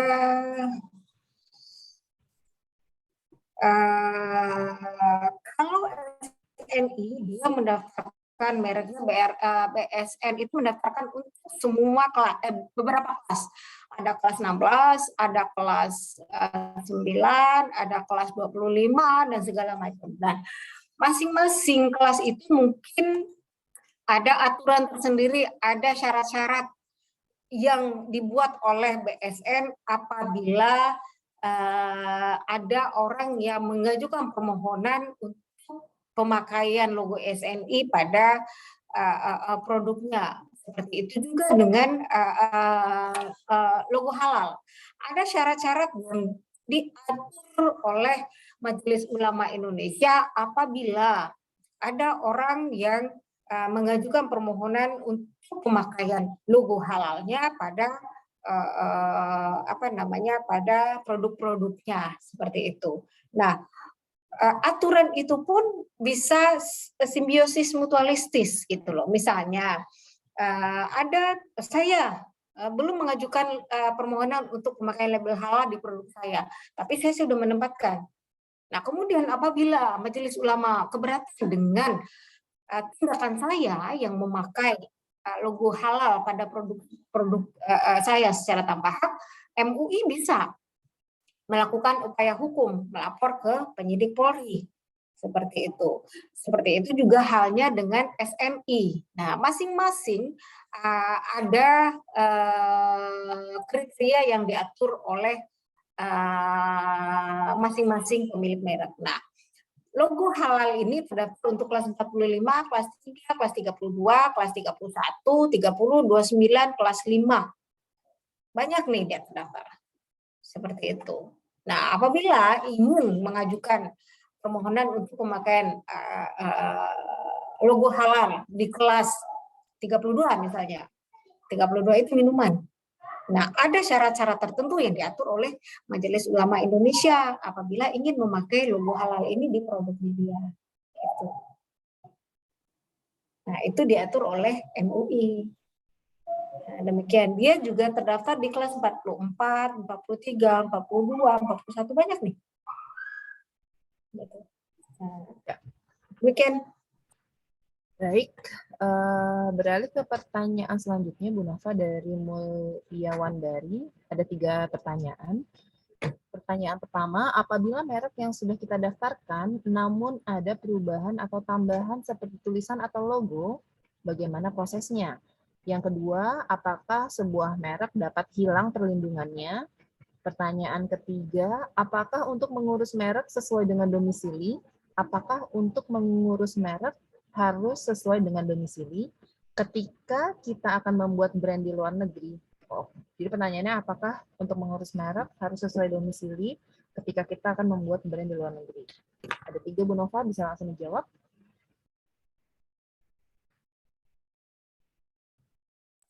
Apakah merek bisa hilang ya? Bisa? Ya, itu pertanyaan kedua. Oke, bisa. Oh, itu dulu. Oke, bisa. Bisanya karena apa? 1, karena dicoret oleh Direktorat Jenderal Kekayaan Intelektual berdasarkan putusan pengadilan. Kedua, apabila merek itu tidak diperpanjang. Nah, itu habis pelindungan hukumnya. Kemudian, yang ketiga deh. Yang ketiga dulu ya, yang ingat dulu nih. Ini kepalanya agak banyak nih full. Yang ketiga, apakah sesuai domisili? Nah, seperti saya sampaikan tadi, sistem perlindungan hukum di bidang merek, sifat perlindungan hukum adalah territoriality system. Prinsip territoriality system. Di mana merek itu terdaftar di situ mendapat perlindungan hukum. Walaupun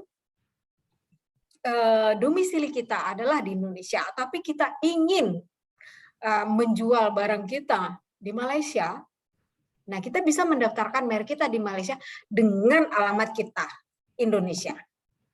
Nah itu juga terjadi pada merek Nike. Nike terdaftar di Indonesia atas nama pihak Amerika. Seperti itu. Atau Panasonic atas nama Jepang di Indonesia, perusahaan Jepang di Indonesia. Seperti itu. Nah, kalau terdaftar atas nama pihak yang berada di luar negeri itu, ya haknya milik orang luar negeri itu, bukan hak kita lagi, gitu. Ya, jadi kalau kita ingin berusaha di luar negeri, daftarkan merek kita dengan nama kita, dengan alamat kita di luar negeri. Prosesnya bisa melalui sistem Madrid Protocol. Nah, kita nggak perlu lagi datang ke negara tujuan. Kita bisa mendaftarkan melalui DJKI untuk beberapa negara tujuan yang merupakan negara Madrid Protocol. Misalnya Malaysia sudah menjadi Madrid Protocol. Cukup mengapply permohonannya melalui DJKI di Indonesia. Nanti DJKI akan meneruskan ke Biro Internasional, maka Biro Internasional lah nanti yang akan men-share-nya kepada negara-negara di mana kita ingin mendaftarkan mereknya itu. Gitu, seperti itu. Nah, tapi harus ingat, kita harus punya basic application dulu. Kita harus punya pendaftaran merek dulu di Indonesia. Tuh. Yang satu apa, Cit? Pertanyaan yang pertama, apabila merek yang sudah kita daftarkan namun ada perubahan atau ada perubahan. Oke. Ya. Oke. Nah, kalau mereknya, labelnya yang berubah, harus mengajukan permohonan baru. Permohonannya harus baru, harus di-apply baru. Tidak bisa dirubah-rubah begitu saja. Yang bisa dirubah adalah nama dan alamat. Tapi itu pun melalui proses perubahan nama dan alamat atau pengalihan hak. Perubahan nama dan alamat atau pengalihan hak bisa dilakukan pada saat masih dalam proses permohonan. Tapi kalau labelnya berubah, jenis barangnya berubah, nah itu harus permohonan baru.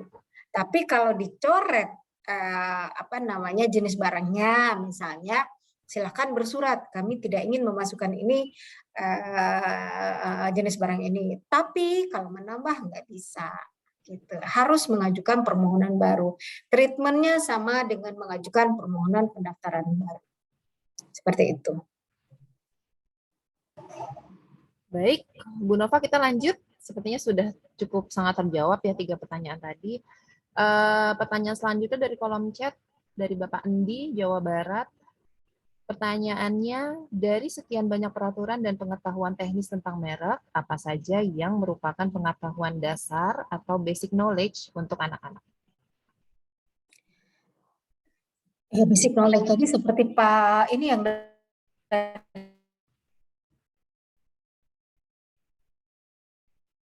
Sinyalnya. Halo, Bu Nova.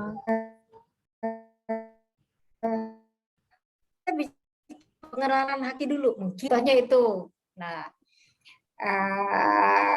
kita memberikan pengenalan, misalnya di peralatan sekolah anak-anak kita, gitu. Di peralatan sekolah itu ada haki loh di sana, minimal ada merek loh, gitu. Mana? Ini dia. Misalnya di buku itu tadi, seperti tadi bola dunia. Ini loh mereknya, di buku ini ada merek loh. Gitu. Atau di sepatu. Anak-anak pakai sepatu apa sekarang? Macam-macam kan nanti. Nah, di sepatu itu ada merek. Merek itu adalah haki. Hak yang dimiliki oleh orang, di mana haknya itu diperoleh dengan cara meminta perlindungan hukum kepada negara. Nah, dengan haknya itulah dia bisa aman berusaha. Jangan sampai hak yang telah diberikan oleh negara, hartanya yang telah dilindungi oleh negara, kita ambil dengan semena-mena. Artinya kita menzolimi orang. Gitu. Sama juga kita menzolimi orang. Seperti itu. Mungkin seperti itu ya, Bu ya. Ya, kurang lebih pertanyaannya seperti Pak Adri ya, Bu Nova, yang Ya, sebelumnya basic betul. knowledge bagaimana mengenalkan ke anak-anak secara sederhana. Kita berikan contoh-contoh yang dekat dengan kehidupan anak-anak aja, gitu. Ya, siap. Bu Nova, dari kolom chat sepertinya pertanyaan sudah disampaikan dan sudah terjawab. Kebetulan terpantau ada 3 yang raise hand lagi, Bu Nova. Kita lanjut aja langsung biar tidak terlalu lama, membuang lebih banyak waktu lagi. Dari Ibu Rina Devina, Kanwil. Ibu Rina, halo, silahkan Bu. Langsung disampaikan pertanyaannya. Assalamualaikum warahmatullahi wabarakatuh. Terima kasih kesempatannya yang diberikan kepada saya. Sebelumnya terima kasih, saya terpilih sebagai Ruki dan latar belakang saya memang bukan dari KI, jadi mungkin banyak yang belum saya ketahui tentang KI. Nah, pertanyaan saya adalah kalau berbicara dengan KI kan sangat luas ya, dari mulai desain industri, merek, paten, dan lain sebagainya. Saya bertanya, apakah ada penjurusan untuk Ruki ini? Kalau misalnya ada penjurusan kan kita lebih bisa memahami di kurikulum ataupun jurusan yang akan kita bawakan nanti. Yang pertama itu. Yang kedua, sebenarnya kan karena saya belum pernah mendengar atau melihat langsung bagaimana guru KI ini berinteraksi dengan murid-murid atau siswa SD SMP yang menjadi sasaran kita. Jadi tidak terbayangkan pelajarannya seperti apa atau pertanyaan-pertanyaan yang mereka sampaikan itu seperti apa, reaksinya bagaimana. Nah, jadi saya berharap bahwa kelas Ruki ini sebagai bimbingan untuk guru KI juga dilanjutkan. Jadi memang kalau kita ada masalah, kita bisa cari solusinya bersama, atau kalau bisa sharing-sharing. Jadi mungkin pertanyaannya hampir mirip karena siswa yang dihadapi juga mirip klasternya SD dan SMP. Jadi begitu saja, terima kasih. Assalamualaikum warahmatullahi wabarakatuh. Waalaikumsalam warahmatullahi wabarakatuh. Jurusannya apa ya? Ya jurusannya itu tadi, Bu Rina. Jurusannya adalah jurusan merek, jurusan paten, jurusan desain, jurusan cipta, jurusan desain tata letak sirkuit terpadu dan segala macam. Itu jurusannya. Jadi masing-masing kita harus memberikan pemahaman. Merek itu apa sih? Paten itu apa sih? Gitu loh. Mungkin masih ada nanti, mungkin anak-anak kita sudah mengenal nih paten merek. Nah, itu kan yang umum tuh, tapi itu terminologi yang keliru. Mungkin itu yang perlu kita luruskan.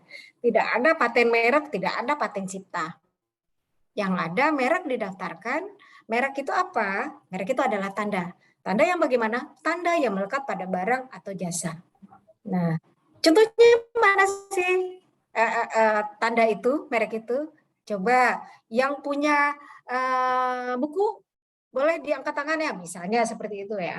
Ada nggak merek di sana? Ada nggak tanda di sana? Nah, kita buat anak-anak itu berpikir dulu. Nah, nanti baru mungkin kita luruskan gitu loh. Oh, ini Bu, ini mungkin salah, mungkin ada keliru. Nah, ini loh mereknya. Mereknya adalah misalnya ada Kiki, ada Bola Dunia di sana. Atau coba yang punya sepatu, yang pakai sepatu, bisa dibuka sebentar misalnya ya. Ada tanda nggak di sana? Ada merek nggak di sana? Gitu. Nah, sepatunya mereknya apa sih? Nah, mungkin seperti itu. Nah, kalau paten, paten itu didaftarkan di bidang teknologi, penemuan di bidang teknologi. Nah, contoh paten misalnya, mungkin kemarin sudah disampaikan oleh Tommy misalnya. Ya paten sudah public domain ya. Paten yang misalnya pulpen. Di pulpen itu ada paten loh.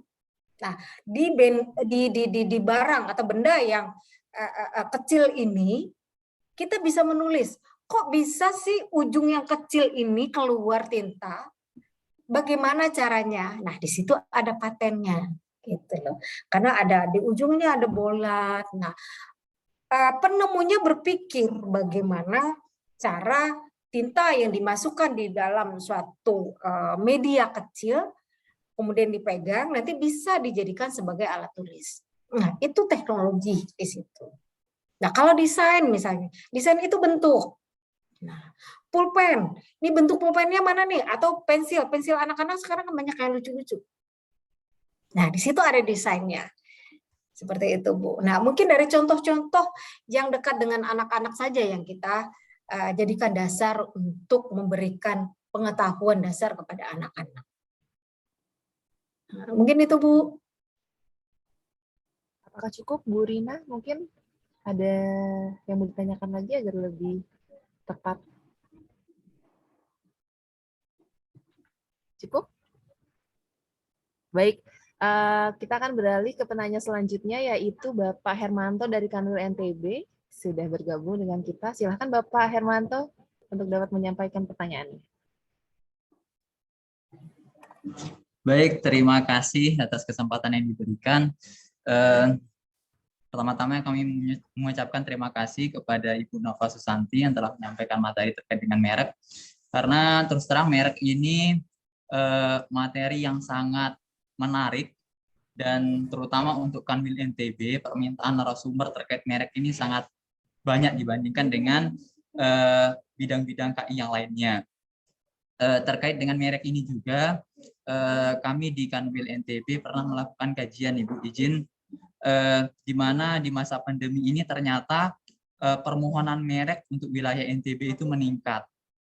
Dan dari hasil kajian kami bahwa peningkatan tersebut yang dari tahun 2000 itu 2020, mohon maaf, itu pendaftaran merek sekitar 150-an lebih, dan meningkat pada tahun 2021 sekitar 220-an. Namun demikian pendaftaran tersebut ternyata baru sekitar tidak lebih dari 5% dari jumlah UMK di wilayah Nusa Tenggara Barat. Kami lihat di sini ada peluang untuk meningkatkan bagaimana pendaftaran merek untuk wilayah NTB. Namun demikian ada kendala juga yang cukup substansi menurut kami, di mana dari beberapa UMKM yang telah mendaftarkan merek ini ternyata prosesnya itu cukup lama. Dari beberapa UMKM yang telah memperoleh sertifikat merek itu kami konfirmasi ternyata prosesnya, mohon maaf izin Ibu, lebih dari 2-3 tahun. Mungkin ini banyak dipertanyakan oleh UMKM, kira-kira bagaimana kami menjelaskan, karena terus terang mereka juga telah mengetahui bahwa proses sertifikasi merek itu berdasarkan peraturan itu sekitar 9 bulan kalau tidak salah Ibunya. Bagaimana kami menjelaskan ke UMKM yang bertanya terkait dengan lamanya proses pendaftaran merek. Itu aja mungkin Ibu, terima kasih. Ya, kalau lama tidak lama, saya harus melihat dulu ya Pak ya, yang mana nih yang lama. Mungkin iya permohonan yang masuk tahun 2018, tahun 2017 mungkin iya. Tapi sekarang dari tahun 2020 Direktorat Merek berusaha on time menyelesaikannya. Mungkin lamanya juga karena ada proses surat menyurat yang mungkin tidak diterima suratnya, atau karena kan permohonan kita kan sekarang online. Surat menyurat tidak dikirim fisik lagi sekarang kan. Surat menyurat langsung masuk inbox. Nah, itu mungkin yang tidak dibuka, tidak dicek oleh si pemohon. Sehingga dia merasa lama gitu loh. Mungkin ada surat menyurat itu tadi. Nah, kalau mereknya berjalan mulus saja, tidak ada surat menyurat, artinya pada saat pemeriksaan substantif, pengumuman selesai, substantif diputus daftar, maka langsung ada sertifikat, langsung dibuatkan sertifikat, dan sertifikatnya pun masuk ke inbox Bapak. Sekarang sertifikat sudah e-sertifikat. Nah, mungkin itu yang tidak diketahui. Coba dicek deh. Memang banyak. Ternyata itu sertifikatnya sudah ada. Nah, sertifikat ada di akun mereka. Seperti itu. Nah, kalau memang pengen ini, silakan bersurat saja ke Direktorat Merek mana nih yang belum selesai. Mohon klarifikasi atau penjelasan terkait dengan permohonan pendaftaran merek, dibuat saja listnya. Itu mungkin gambarannya seperti itu Pak. Sementara bisa saya jawab. Siap, terima kasih Bu. Sama-sama, Pak.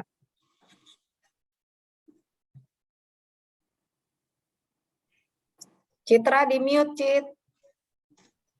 Siap, Uni. Baik, penanya selanjutnya kami silakan kepada Ibu Lestari dari Kanwil DKI.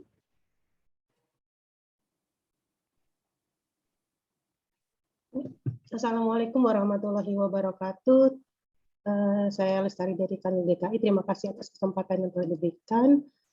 Sebenarnya saya mengharapkan dari pelatihan ini karena saya bukan basic dari KI, tidak pernah berhubungan dengan KI juga terkait pekerjaan.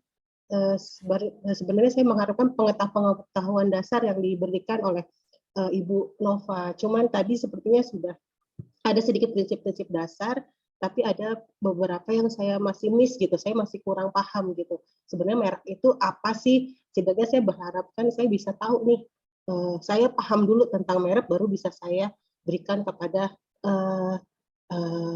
peserta nanti, peserta kegiatan penyuluhan nanti, khususnya untuk anak-anak.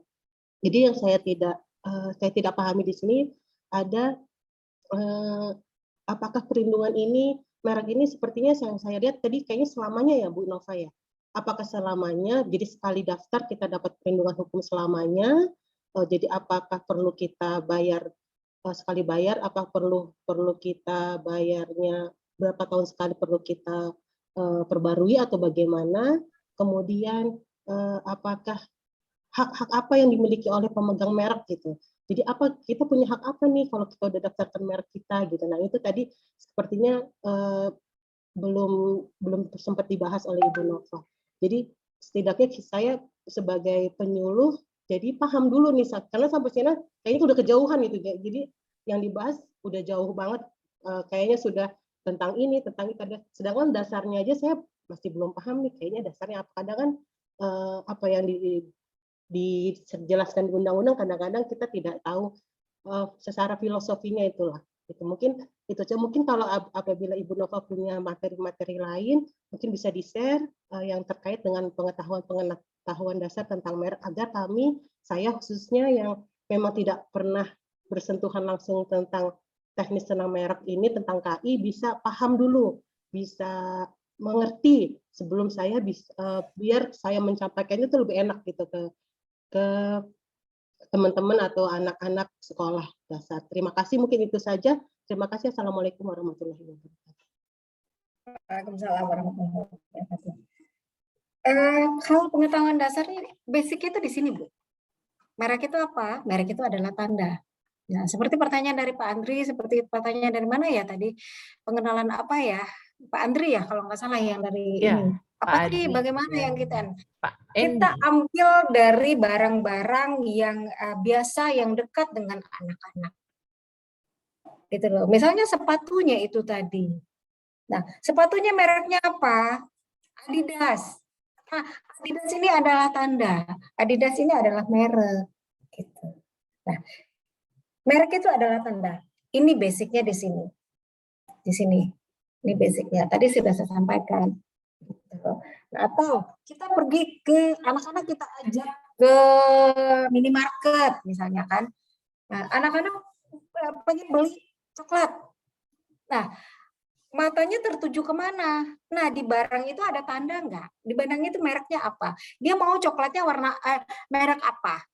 Itu adalah tanda. Itu adalah merek. Nah, di merek itu ada hak yang melekat di sana. Nah, tadi saya sampaikan di sini. Nih, ada exclusive right yang dimiliki oleh si pemilik merek, gitu loh. Exclusive right ini bentuknya apa? Nah, bentuknya adalah memakai sendiri mereknya dalam kegiatan produksi dan perdagangan. Si pemilik merek yang sudah terdaftar di Indonesia bisa memproduksi mereknya, memproduksi barangnya untuk jenis barang sesuai yang terdaftar. Misalnya Adidas mendaftarkan mereknya untuk apa? Untuk sepatu, untuk tas, untuk baju, misalnya atau celana, dia bisa memproduksinya di Indonesia dengan menempatkan atau menempelkan tanda itu di sana. Atau dia memberikan izin kepada orang lain untuk memakainya. Nah, memakainya maksudnya apa? Orang lain memproduksi barang yang sama dengan menempelkan atau melekatkan merek yang sama di produk yang sama yang diproduksi oleh pemilik merek terdaftar. Itu. Kalau dia memakai mereknya secara tanpa hak, tanpa izin dari pemilik merek terdaftar, ada nih ancamannya. Bisa loh dipenjara, gitu, Ibu. Nah, di sini haknya itu tadi, exclusive right-nya itu tadi. Gitu, Bu. Nah, kemudian untuk pelindungan hukumnya itu selama 10 tahun. Dihitung dari semenjak tanggal permohonan. Tadi saya sampaikan, saya pernah diomelin nih. Diomelin dulu pejabat loh. Pejabat di Kanwil saya diomelin. Pernah. Kan pelindungan, dia udah mengajukan permohonan pendaftaran merek. Pelindungannya kan dari semenjak terdaftar, semenjak permohonan. Iya, Bu, kalau permohonannya terdaftar. Kalau permohonannya tidak terdaftar, nggak ada dong pelindungan hukumnya di sana. Walaupun pelindungan hukumnya dihitung mundur dari sejak tanggal permohonan. Tapi mereknya harus terdaftar dulu. Gitu. Karena ada proses pemeriksaan itu tadi, pemeriksaan substantif. Karena merek ini bukan pemberian izin. Karena merek ini pemberian hak. Beda dengan paspor, beda dengan SIM, itu izin. Paspor kan izin, surat izin agar kita bisa berjalan ke luar negeri. Selama syarat administrasinya terpenuhi, keluar deh itu paspor kita. SIM pun begitu. Selama syarat administrasi dan kecakapan kita dalam menyetir atau membawa motor, membawa mobil, bisa SIM kita keluar.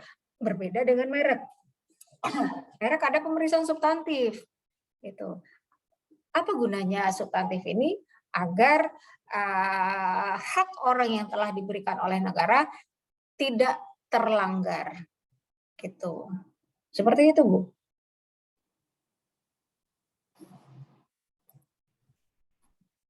Ada lagi? Baik, Bu Lestari. Demikian penjelasan dari Ibu Nova terkait dengan pertanyaan dasar, KI dasar yang dapat disampaikan kepada peserta didik nanti. Dan sepertinya sudah habis yang raise hand, Bu Nova, dan pertanyaan-pertanyaan di kolom Bu Lestari, chat. ini aja. Citra nih, Bu Lestari kayaknya belum ini, belum puas. Baik, Bu Lestari, apakah ada yang mau disampaikan kembali? Mungkin dibukakan mute-nya mungkin. Untuk perlindungannya bagaimana, Bu? Jadi untuk sekali daftar aja atau bagaimana, Bu? Oke, pelindungan hukumnya itu selama 10 tahun dan dapat diperpanjang untuk 10 tahun berikutnya. Nah, tadi kan ada yang bertanya, bisa merek ini bisa hilang nggak haknya? Bisa. Kan jawab itu tadi kan, bisa. Kalau tidak diperpanjang. Gitu. Perpanjangannya kapan? Perpanjangannya itu 6 bulan dari sebelum tanggal berakhir dan 6 bulan setelah berakhir. Nah, kita di undang-undang memberikan kesempatan kepada pemilik merek terdaftar, mungkin dia lupa memperpanjangnya, kesempatan 6 bulan setelah jangka waktu perlindungan yang 10 tahun itu. Tapi konsekuensinya ada penalti, bayar PNBP-nya lebih, seperti itu.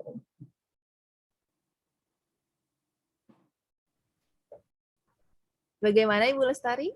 Apakah sudah cukup? Sepertinya sudah cukup nih Bu Nova penjelasan dari Ibu. Dan sudah habis yang raise hand dan pertanyaan-pertanyaan di kolom chat juga sudah disampaikan semua Bu Nova. Jadi kita tadi ada yang ngechat di ini kayaknya komunikasi dengan Dinas Pendidikan. Kita ada MOU ya dengan Kementerian Pendidikan. Baik. Apa tadi yang ini? Yang dari Pak Andi. Iya. Kita ada MOU Pak dengan Kementerian Pendidikan Bapak, kalau saya tidak salah, seperti itu. Itu kita juga nggak mungkin Pak masuk tanpa izin dari pemilik rumah Pak. Seperti itu. Baik Bu Nova, mungkin sesi Q&A-nya harus kita akhiri, izin Bapak Ibu karena mengingat waktu juga. Namun sebelum mengakhiri sesi pembekalan materi, mungkin dari Ibu Nova sendiri ada yang mau disampaikan kepada ruki-ruki yang akan nantinya mengajar kepada peserta didik?